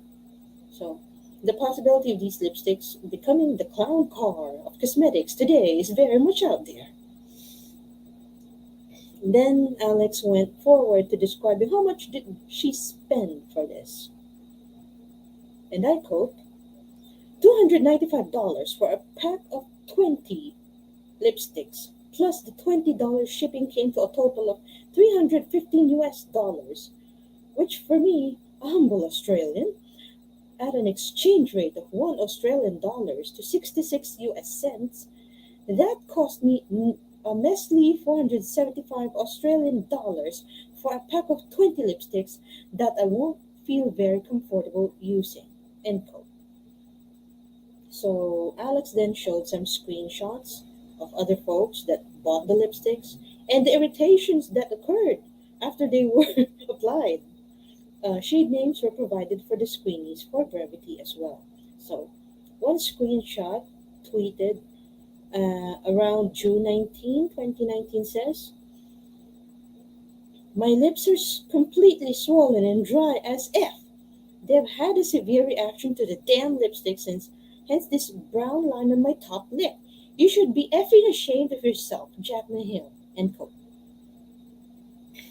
Another screenshot showed another swollen lip, tweeted with a caption, and I quote, sorry for my face without makeup, but I wore the Jaclyn Cosmetics lipstick in the shade Fuzzy yesterday to do a final wear test, and I woke up with a small lesion on my lip. I've seen some people claim they have gotten the same reaction. Has anyone come across this? End quote. Other screenshots that other buyers tweeted show their lower lip with a little boil, small enough to look like a pimple or a breakout. With other buyers tweeting similar experiences with the lipsticks bought, Jaclyn Cosmetics trended for the wrong reasons. So going back to the video after the skits and the screenshots, Alex said, and I quote, "I don't feel safe swatching these on my lips, or at least not until I hear back from some sort of lab that gives me the guarantee that there is no fungus growing on them. Now, yes, I will be sending one of these lipsticks to a lab. I actually have a family friend that works in cosmetic manufacturing lab who is able to tell me a couple of different labs in Australia that I can send these to that do independent testing. So I will be doing that. I'll leave one of them unpackaged so that way it's not contaminated. Yay!" End quote. So fast forward to Alex opening the box. So far, no strong smell. And then she read the return policy found on the box about, and I quote, "falling in lux with your Jaclyn Cosmetics purchase," end quote. That was what the package said. They used lux because they said it's luxurious, supposedly. And then Alex continued, and I quote, "If you're not happy, we'll take it back. Purchases made by website may be returned up to 30 days after confirmed delivery for a refund in the original form of payment. Sorry, we can't refund the cost of shipping." End quote. That last part made Alex sad. I feel sad for her too. Okay, and then she continued reading the policy, and I quote, "Please report missing, damaged, or defective products within 30 days of delivery and we'll replace the damaged products at no additional charge." End quote. So Alex remembered the term replace, and she said, and I quote, "What about a refund instead of a replacement? Because, they haven't been a lot of people receiving their replacement lipsticks and they're looking like this." So, yeah, that confirms that replacement has been done. And screenshots were provided in the video by Alex. And the screenshot sent in compliance to the return policy, well, this one was taken from Instagram with a caption, and I quote, "Received my replacements today, and they came with small black dots in them. Hard to tell, but you can definitely see them in person. I just want a full refund, please. At Jaclyn Cosmetics, at Jaclyn Hill," end quote. So they asked for replacement, and the replacement have black holes as well. They have black dots as well. Yeah, this is how you do business. He said the replacement is supposed to be better than the defective products, and this happens.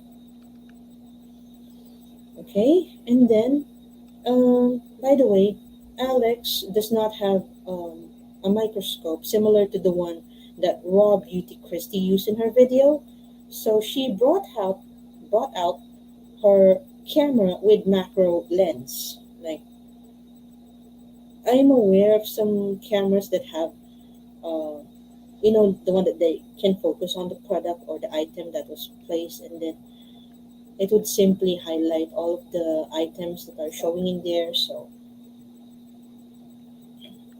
it then happened that, wait, let me just fix this stream. Okay, so it's like a macro lens attached to a camera that looks like Canon. Sorry if I have to mention Canon because that's the brand that I'm familiar with. They have this big ass lens that can focus anything, and to be fair, it had the same. It can focus on an item similar to that of a microscope, and this is the one that Alex can put on the video as well, so that what she sees on her camera, we also see on the video. So the unboxing then happens in front of the main camera, being the one in front, and the camera with the macro lens as proof that the package was opened, and Alex wore her hazmat suit to avoid contaminating the products from her end, as opposed to what some Jaclyn Hill apologists claim. Yes, there are Jaclyn Hill apologists out there saying that the product is not contaminated. You contaminated it. That's why it's ruined. Where do they get these logic? Where do they get their logic? Okay. The first lipstick that Alex opened was the shade named Amaze Balls. Yeah, she named her lipsticks that way. Black dots were seen from the outside prior to the opening, like, oh, spots! Like usually happens in quality control. You see certain items, and then the first thing you see upon opening a product, it has, like, you're not touching the product, you just see it. Oh God, it has hair. This is a clear contradiction from the white fuzzy glove argument Jaclyn Hill mentioned in her explainer video. And right from the get-go, there were white strands right on the tip of the lipstick open, and the macro lens captured the strands clearly, as seen on the video. Yeah, you can see the video for yourself. I would be sending this to Alex as well to see that it's a combination of transcription and describing the things that she found on the products. So of course she's baffled at how quick she verified the presence of strands. It's like, you know what, you hear a rumor and then you buy a product, and in less than 10 seconds upon opening the product you verify that, oh my God, it's true. In this day and age when a lot of things are hard to verify. Okay, next shade analyzed is named Hustle. Yeah, Hustle. Bubbles are seen on the tip of the lipstick in the form of black dots and smudges. They look like bubbles on on plain view. Some strands were seen on the side as well. So where did that other lipstick go? There were some strands that were showing either on the tip of the lipstick or on the side. So for example, one with a maze ball, she opened it and it's like, oh my God, there's hair. Like, for brevity, this is not a Jaclyn Hill lipstick. It's a local brand that I'm proud of. I like the local brands. I already like the local brands that we have here. Thank you very much. And then some of the strands on the other lipstick with the shade Hustle, the strands are on the side. This camera may not be macro lens, but it's one that has the blue light. I like it very much. Thank you. So, okay. Some strands were seen on the side as well. When Alex closed the lipstick, she saw a dent on the side of the case. There was a dent. It's quite an irony since I've mentioned a while ago that it's as if there's more time spent on the packaging than on the product itself. So Alex surmised that Jaclyn Hill might have thrown away this one lipstick out of frustration to the wall, and then a dent, and then the lipstick case got dented. Well, that's not good business. Yeah, like, you hate your own products. You do that to your own products and then put it out for sale. Yeah, I'm happy that the lipstick that I have here are simply black, so you would not immediately identify what brands are these. Well, I don't have the boxes anymore, so yeah. Okay, next shade analyzed is named That Girl. Like, who is naming these shades? Like, okay. So some lints are seen on the lipstick case itself. Lints, like, on the lipstick case itself before Alex opened it. Strands and black dots are seen from the tip as well, so similar to the previous lipsticks that are analyzed. Next shade analyzed is named Decaf. It's a nice cross between a nude shade and a brown shade because Jaclyn Hill originally organized or marketed these lipsticks as people for people that like the nude lipsticks. Like, yeah, I like nude lipsticks too because it it makes it look like I don't have lipstick, but I have them on, and at least moisturizes my lips. For the most part, that's the only reason I have in the past, even now, for wearing lipstick. So, back to the shade name decaf. This is the lippy that showed what seems like a fingerprint. And I remember the Forensic Files episode that you watched. Like, you do know that it's so easy to find, to, oh god, fingerprint on a lipstick. Like, it looks like a fingerprint or an oval shaped mark that can easily be mistaken as a fingerprint. Alex even made her partner, Dan, view the lippy itself, although she warned him not to get close as he's not wearing a mask. Mind you, this happened back in June 2019, back when the pandemic was a far-fetched idea. Like it was in the video. It's like a joke that, hey, don't come near me. You're not wearing a mask. You're not wearing the the PPE or the personal protective equipment. And who would have thought that a year forward that would be something of a serious claim? Mm. On the other hand, at least Dan, she was just staring at the lipstick. At least they were close enough for Dan to see what's on the lipstick. And yeah, this is where he agreed that yeah, it looks like a mark, but not exactly a fingerprint. So Alex then remembered Jaclyn Hill's explanation video, referring to this mark as sweating, and other verified purchasers who would refer to said mark as fungus. So Alex tried to lighten up the mood by saying how she'd like to gather the strands and send them to 23andMe. I'm not sure if that's a good idea. And DNA testing is not yet that. Um, I hate to say this. I can't say that it's not that advanced here in the Philippines, but not not many people can afford it. So I No. still I still have some doubts on that. You're familiar with 23andMe, right? Yes. Yeah. So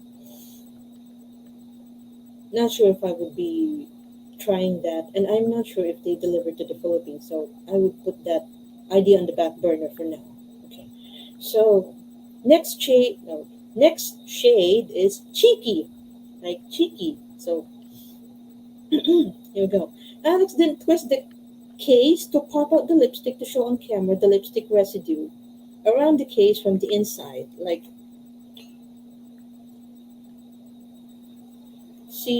when she twisted to show the lipstick itself, the lumps became apparent because there's some lipsticks on the packaging that already have residue on the outside.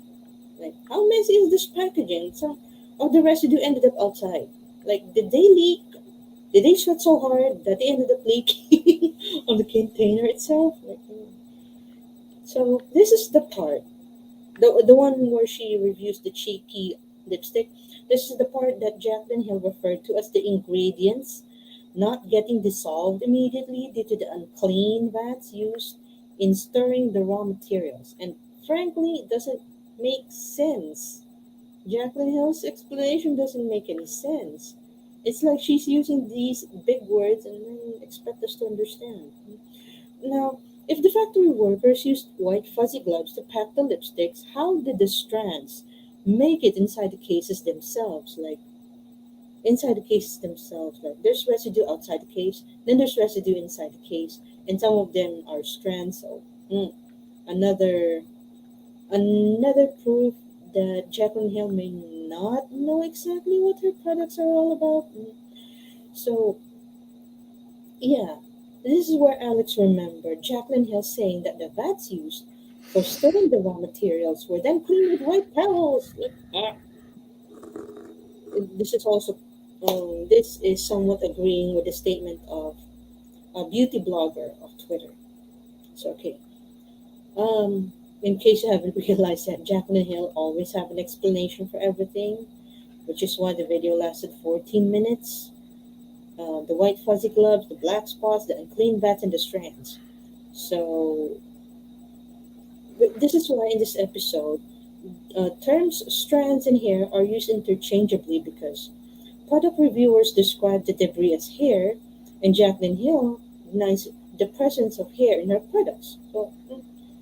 So next shade is Isla. That's ISLA. If I did not look into the product list itself, I would have spelled this wrong.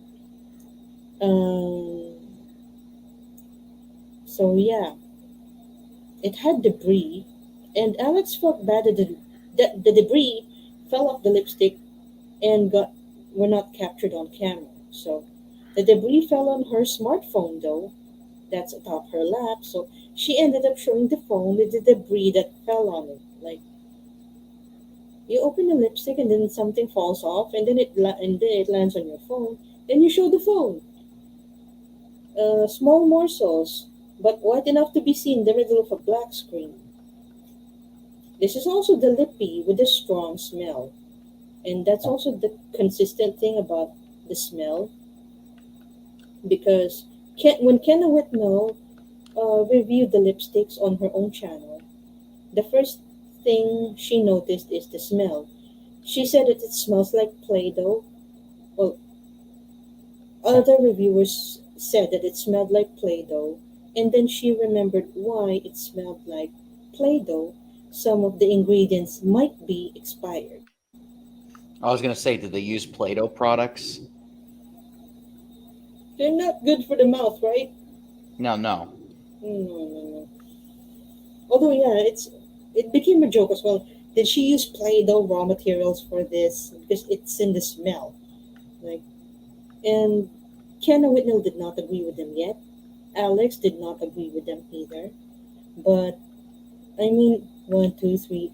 Like, okay, 1, 2, 3, 4, 5, 6. The sixth lipstick that Alex opened is the one with the bad smell. So Alex did not use the word Play-Doh to describe the smell. She used the word expired. So it it really happens when you have two people who don't know each other and then they have the same statement on the same product. It really makes you think.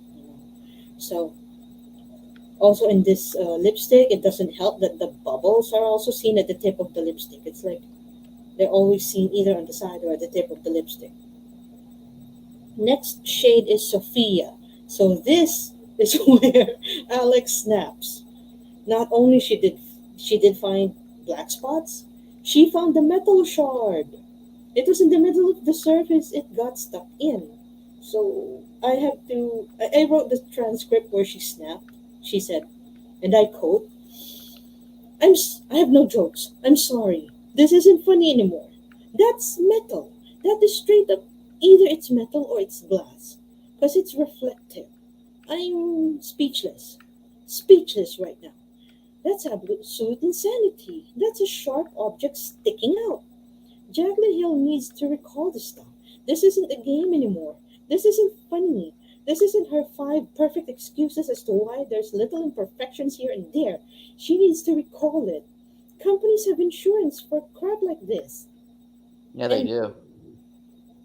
yeah, that insurance came in handy for Marlene Estelle. I mentioned her a while ago because she knows quality control. She analyzed the products that could have been launched with her collaboration with Jaclyn Hill. And the insurance that Marlene Estelle used to cover costs incurred in damages for the concealers that could have been launched as a collaboration with Jaclyn Hill. So Alex made sure to include a screenshot of that tweet because Marlene Estelle is also on Twitter. It's the same incident mentioned in the now deleted YouTube video that used to be on Marlene Estelle's channel. The same incident that cost her as much as $100,000 in losses. That's painful.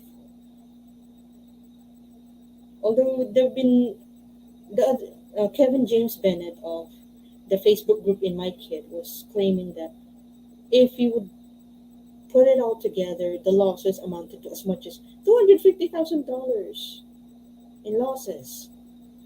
And this is also the same amount interchangeably used with 100,000 losses, because it can be as much as $250,000, and at least the minimum amount of losses that can be uh, attributed to this was $100,000. This was mentioned in that documentary series on Netflix, Broken, where, not sure if you're familiar with that series on Netflix. I've been binging on some of the documentaries on Netflix, so I ended up seeing that one. And the series documentary series is called Broken because each episode features a product that damaged people.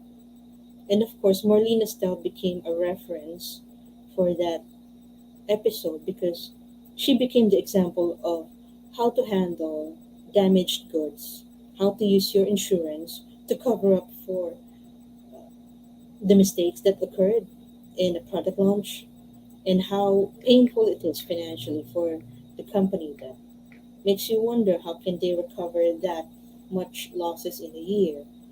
And I think it will not take a year for that. It might take more than that. So I had to mention that because insurance had to play a point here, and Alex mentioned this since she's a marketer. She's a digital marketer, one of the reference people for product launches, and then her niche was um, either women's clothes or makeup and skincare. Not really skincare. Okay, so of course, since Alex already included a screenshot of Marlene Stell's tweet, she also included another screenshot of a verified purchase that ended up cutting the purchaser's lower lip. Ah. Caption on the tweet pic in the screenshot says, and I quote, "At Jaclyn Hill, 10 minutes after a sharp metal object in the shade of as if cut my lip open. It became so swollen, and 6 days later it's still swollen, painful, and now has a huge lard lump developing from the cut. But you don't give two craps.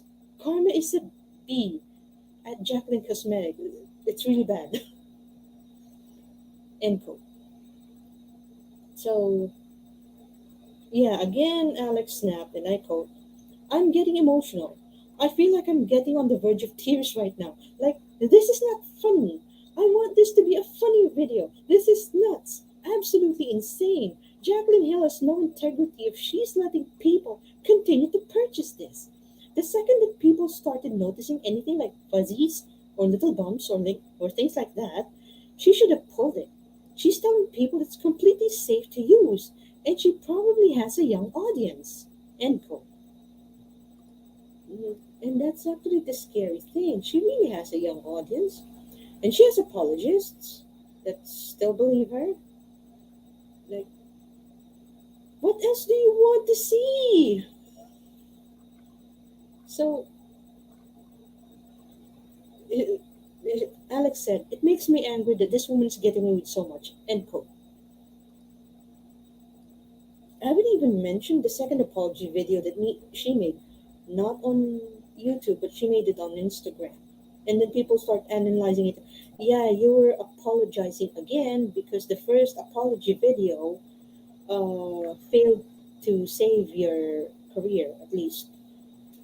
Like, how many apologies does she have to post online just to emphasize that it's not her fault? It's not helping her, frankly. Alex then went to mention the previous collabs Jaclyn Hill had done. Collab with Becca Cosmetics failed. Jaclyn Hill blamed Becca Cosmetics for the failure. Collab with Makeup Geek failed. And Jaclyn Hill didn't take any accountability for the aborted launch. Collab with Morphe brushes, or more, they simply call themselves Morphe now because they also have cosmetics. Collab with Morphe failed. Jaclyn Hill blamed everyone else for the failure but herself. And Morphe. Seems like she did not blame Morphe for that one. And then Alex can't help but notice that the common denominator in these failed collaborative efforts is Jaclyn Hill. So, the rest of the video showed Alex swatching the lipsticks not on her skin, but on several pieces of paper, like crayons. Like there are two kinds of videos that trended on YouTube about these lipsticks. One, lipsticks that were swatched on paper, not on the lips, not on the skin, just to check what else is in there. What else is in there? Others went as far as cutting open the lipsticks themselves just to see, yeah, what did we miss? Are there beads? Are there shards? Like, are there anything else deep within that? Like, yeah. The swatches then show the lipsticks on Alex and via macro lens the debris that were mixed in the products because some of the debris will not show up unless you have swatched them deep enough. Like you go halfway through the lipstick and then you see the beads, the shards, and the hair and everything else. It's becoming the clown car of lipsticks at this point. Now, this is consistent with the swatch test done by other YouTubers that followed Raw Beauty Christie's method of testing the lipsticks microscope and all. Like, yeah. So, of course, everyone else, since there will be YouTubers using microscopes, they've been using Alex here has been using a macro lens attached to a camera to analyze the lipsticks, and then next thing you realize, another article comes up commenting about this lipstick on how common are these debris in other lipsticks because other companies have had issues like these as well, but it did not trend as badly as this, and they recalled the lipsticks. Like, a recall may not always be viewed positively at first, but you know what? The moment you take accountability in these product failures, then yeah, at least there's some effort. It shows that you have some effort to correct your mistakes or whatever went wrong with these lipsticks. Like, yeah, it happens in other cosmetic companies too. And other cosmetic companies, either they're drugstore makeup or they have their own, what's that, kiosk or their own inline store. It took a, I think I only learned about inline store and kiosk when I temporarily had attended business college because that's how retail works. And about the melting lipsticks are normal, according to a photographer by the name of Christine for Temptalia.com. Well, on the article dated June 22, 2019, she mentioned that this is normal but rare. This is very rare. Like, to Wait, how quote can what it be she, normal and rare? yeah, I messed that up. Okay. Are soft melting lipsticks normal? They're rare.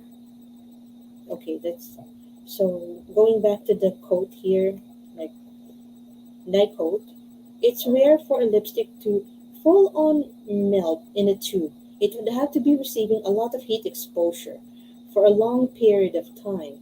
If you left a lipstick in your car's cup holder in full sun on a 100-degree day, it's probably going to look 10 kinds of strange when you open it.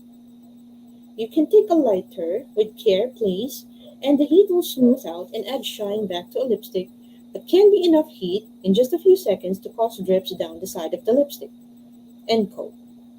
I don't have a car, but I don't remember putting a lipstick under the sun on a 100-degree day out of nowhere. Like, why would I? I have a bag where I can put it in. And by the way, Christine also mentioned buying makeup at Costco. We don't have Costco here, but that's a grocery chain, right? Yes, very popular one. Cheap Yeah, prices. Usually, you can yeah. get like a month's supply worth of groceries in one day. That's nice. Mm. Yeah, because some of these lipsticks can be bought at Costco as well. They're the affordable variety. I don't like calling some products cheap because sometimes the price is low but the quality is great. So I'd rather use the term affordable. So to go back to the article, and I quote, as someone who orders Costco level of makeup every year, because I've been maintaining a spending level around 40 to 50K on products to review for the last few years, and has done so many years now, it is exceedingly rare to receive a lipstick that has completely melted. For the record, I lived in the South Bay Area, California, and have been in the Phoenix, Arizona area since October 2015. It regularly reached 100 degrees in the summer months in California, and about a third of the year sits close to or above 100 degrees in Arizona. At both homes, I had covered front door entryway, so in the event a package wasn't bought inside after delivery, it did not sit in full sun. In California, I received most of my deliveries earlier in the day. In Arizona, most of my UPS and USPS deliveries arrive later, 4 to 7 p.m., and they sit on a hot truck for longer. DHL and FedEx tend to deliver before 3 p.m. End quote. It's nice that she mentioned the other delivery companies that normally ship the items to her, because in the video that we watched a while ago, the only shipping company that Jaclyn Hill mentioned was UPS. I did not find any statement from UPS regarding this issue. So it's like a long article where she compared the issues with Jaclyn Hill lipstick to the other brands. And these are the ones that did not trend as much as Jaclyn Hill. Maybe because this is a product that is attributed to a beauty influencer. I don't have anything against beauty influencers, but sometimes the products that are associated with collaborative efforts with beauty influencers, they're the ones that end up getting highlighted for the issues because they're so out there. Like how many subscribers do they have on YouTube? How many followers do they have on Instagram? Something wrong happens, like, oh my god, what's happening with your product? Like, oh, then it's not as high profile as the other lipsticks that have had issues like this, not as high profile as I remember from this. And also, here, at least here in the Philippines, the only um, products that I know that ended up having issues are the ones that are made in China, which is why the label made in China had a lot of stigma here in the Philippines, which is why I don't blame everyone else if they would rather support the local brands. And I would highly agree to that. There are a lot of local brands out there that are high quality, they're cheap, and they're not contaminated. So, here. So, now we are at the aftermath. Yes, believe it or not, there's an aftermath to this. Of course. Although I've already spoiled a while ago that there was no recall that happened, but Jacqueline Hill can't stop talking. There was this article by Refinery 21. I mentioned that a while ago because they're the same reference that Jezebel.com used as reference for the lipsticks. And some of the updates would be posted here because sometimes issues like these arise and some of us are just waiting for an apology. It's if it's part of a pattern of behavior, that's for another video, probably a different season. Because if I would be having a volume 2 for Jaclyn Hill alone, maybe just about her alone, and not the lipsticks. unless another issue comes around the brand again. So Refinery 29 updated its article last July 31, 2019 to include Jaclyn Hill's statements after reactivating her social media accounts and speaking out about the dramageddon that her lipstick collection caused. Yes, that's a term now. Dramageddon. The article described Jaclyn Hill's silence I know, as a month-long hiatus since she ceased production and refunded sales for Jaclyn Cosmetics lipsticks. So there's a refund. It's way easier for her to refund than to do a recall. Okay. So after said hiatus, Jaclyn Hill uploaded a video entitled Where I've Been, in which she said, and I quote, "This video might be the biggest mistake of my career, but that's okay. My first launch was a fail. It sucked. I was so confident I was almost cocky." End quote.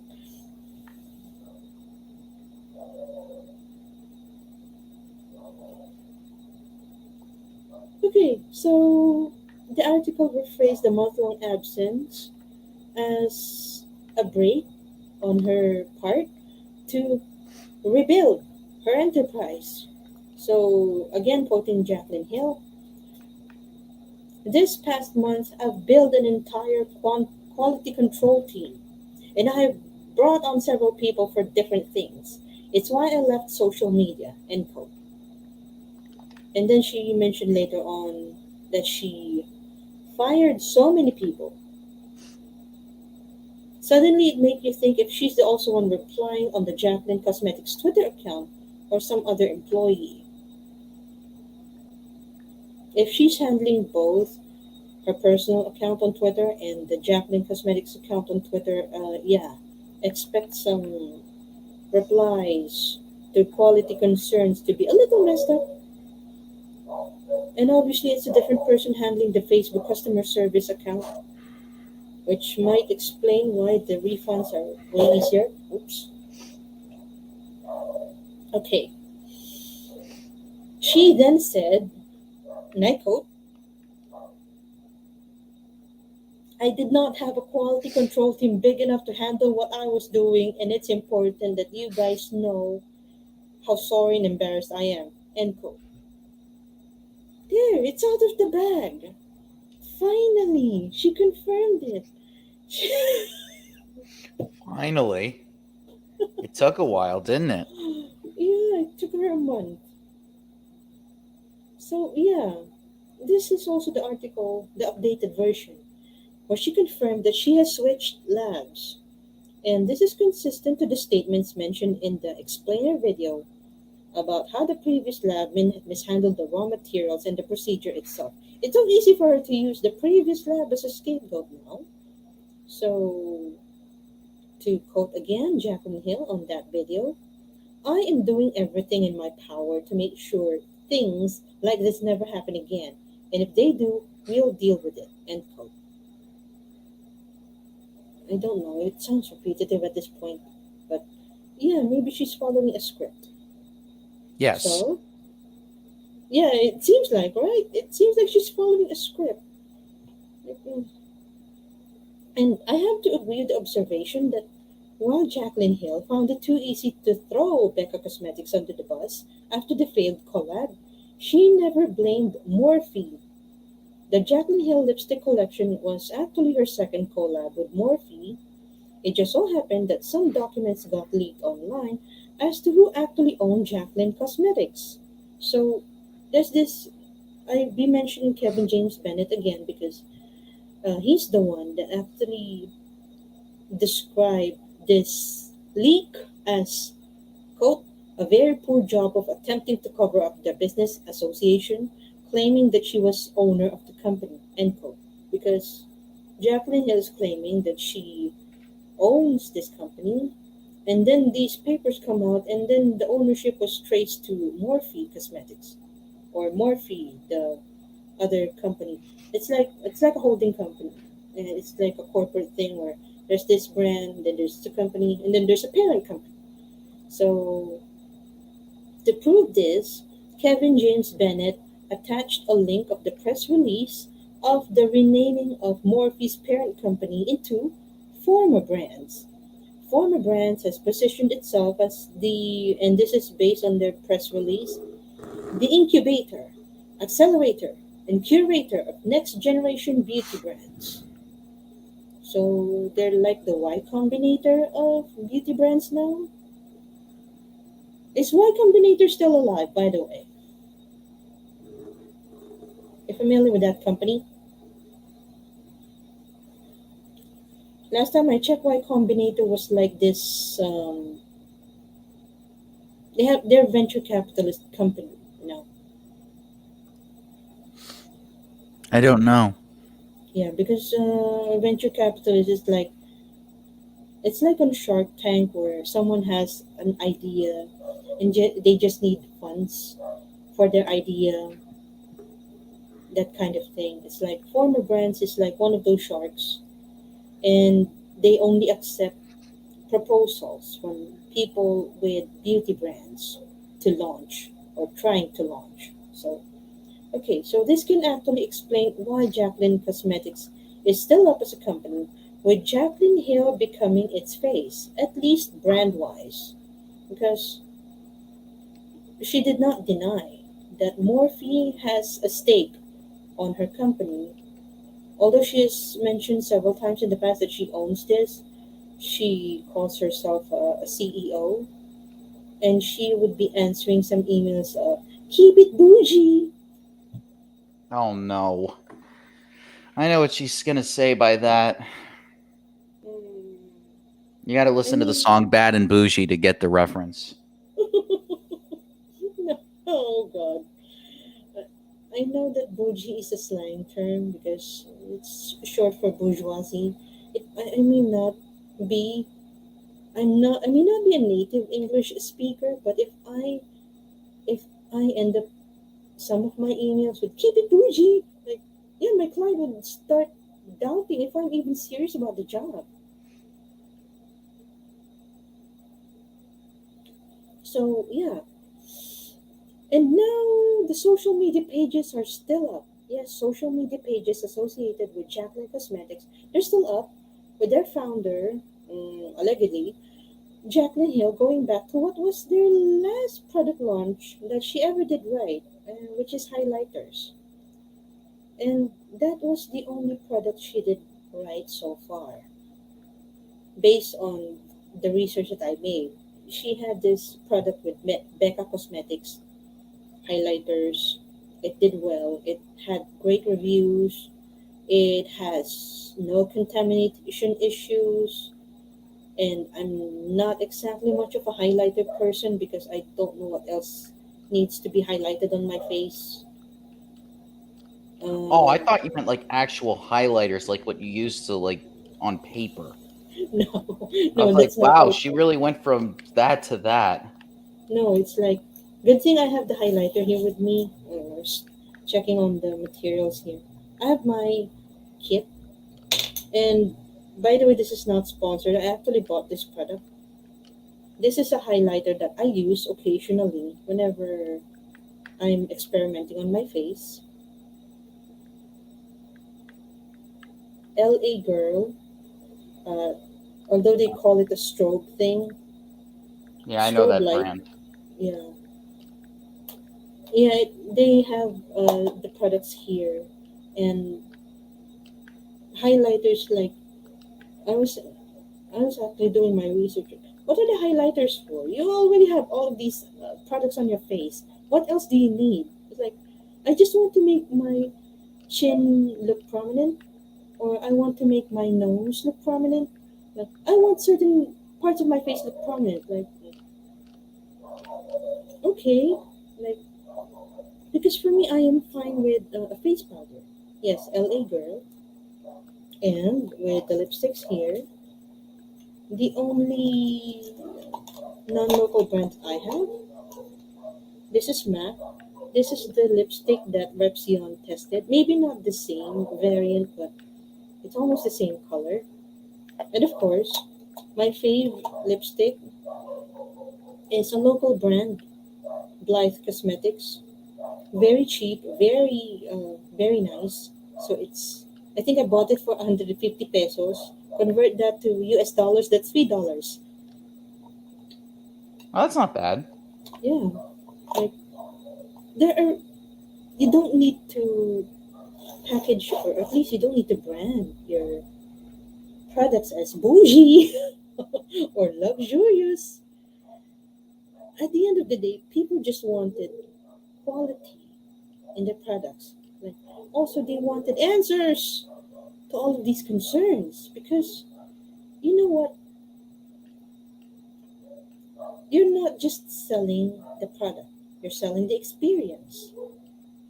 I may have mentioned this in other live streams, or I may have told some friends here on YouTube, but you're not just selling the product, you're selling the experience. What are they going to get from using your product? And if you have, in this case of Jaclyn Hill Lipsticks, if you have people that have cut lips, they have swollen lips, they have lips with little pounds of flesh looking like pimples or breakouts on their lips, yeah, don't expect another purchase from them.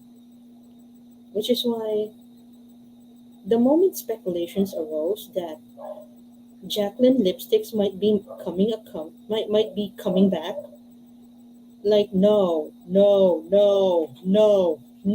like I might be going Michael Scott here, like no. Get away.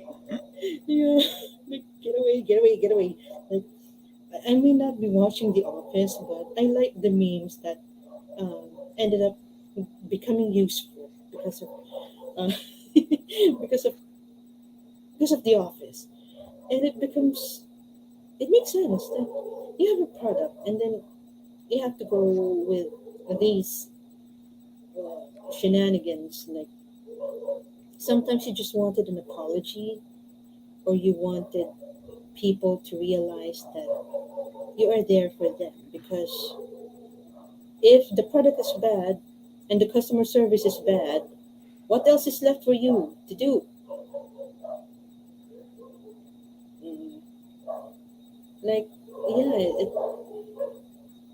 there are a lot of issues with the founder as well, and that I've already mentioned a while ago, that I'm contemplating on volume 2 of this episode, but maybe for a different season, because this is really a health issue. I mean, you have a product, you did not go to recalling the products. It would really reflect on you, not only as a person, but as a company. Like, it's so easy to claim that you hired people. Like, yeah, but what about the lipsticks? What about the recall? They would rather use the term refund or describing the aftermath. Apart from what Jaclyn Hill said, because she can't stop talking. Like, she made apology and then another apology, and then after reopening her accounts, yeah, she explained herself again. It's like she keeps explaining herself, like nobody's watching before she realizes it. Nobody's listening to her before she realizes it.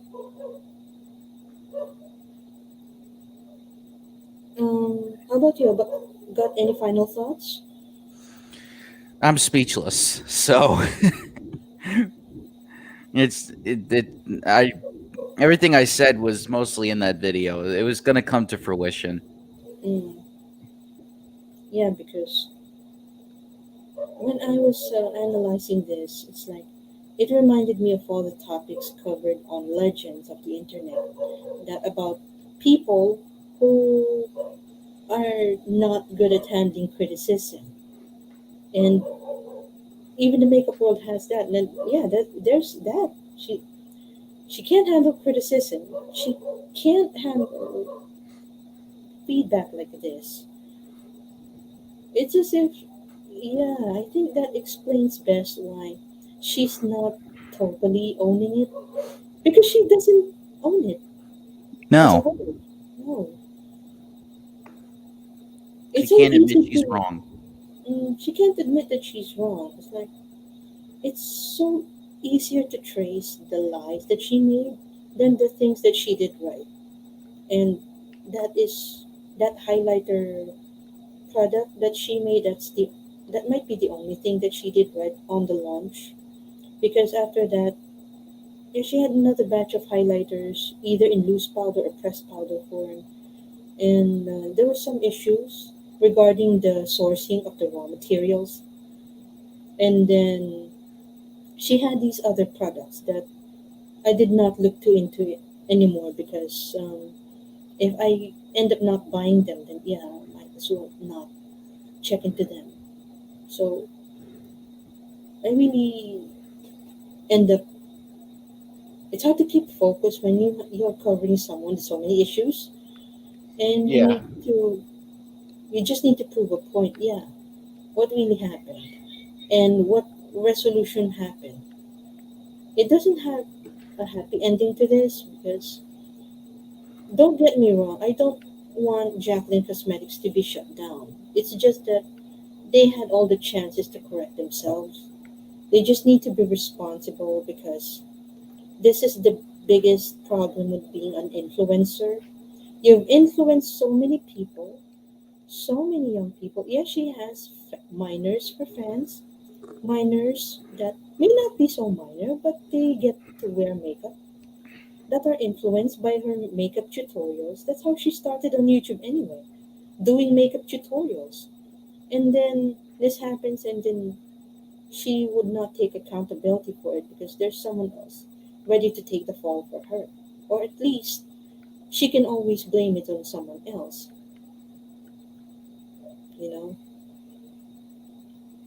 So, a lot of the final thoughts. So, what happened was all of the final thoughts, the supposed final thoughts, ended up with the video, it seems. Because they needed to be addressed at that moment. Yeah, because it's a lot easier to address issues in real time. So, yeah, so on my end, as well, yeah, I can say that I am a content marketer as well, content writer, if you say so, and copywriter, aspiring copywriter. There's a lot of things that I find wrong here, and this is why I end up agreeing with a lot of what Alex said in her video because you're putting people's health at risk. Also, this is not the right era for you to relaunch your lipsticks in case you still have any plans to do so. You already have a lot of issues with contamination. And with everything else being suspected being contaminated, no, don't do it. Don't push it through with it. If you end up becoming a company that limits itself temporarily to just highlighters and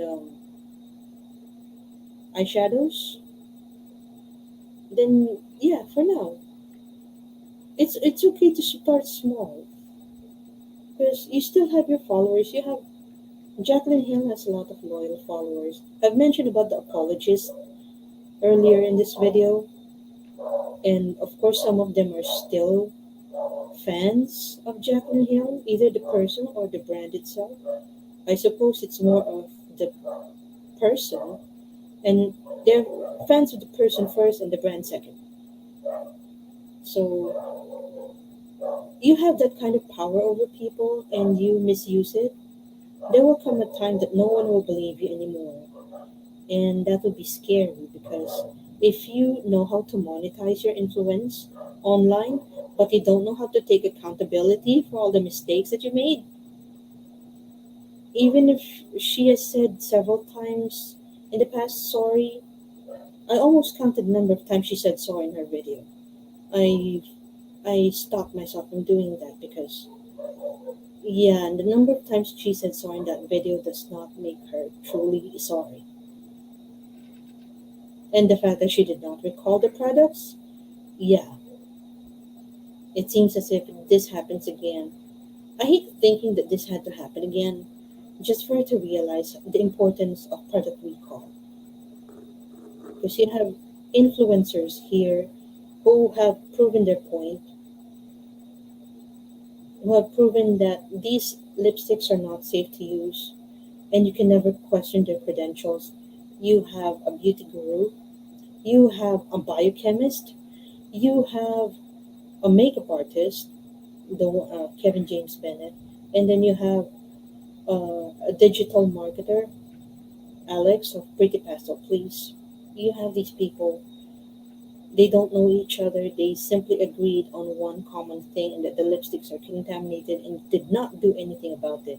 Yeah, there's something wrong. So yeah, I would have to end it at that before I end up saying more. I might end up committing the same mistake as Jaclyn Hill. So thank you very much, Joe, for accompanying me on this interesting episode all over again. Uh, I would be sending the replay of this link as well to our friends at Legends of the Internet. Supposed shout outs to Ghosty and Service, since and Silfella and Mooney. Yeah, before I Yes. forget. And also shout outs to everyone else that came over here. Um, Stoneheart, Bakery Tips, Nika, and Luhani. I really appreciate that you came over to be with us.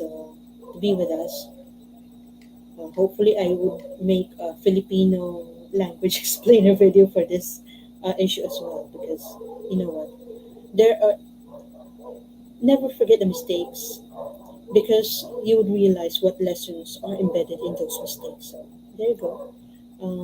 We'd be seeing you on the next episode of Untold Legends Season 2. And the next topic that we would be discussing,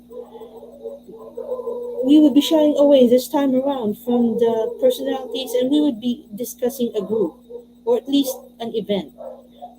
We would be taking on a Korean topic that is entitled called Saseng. Uh, it's about obsessed fans that went way beyond is right. So thank you, Joe, and good evening, good night, good morning. All right. Bye, everybody. Bye.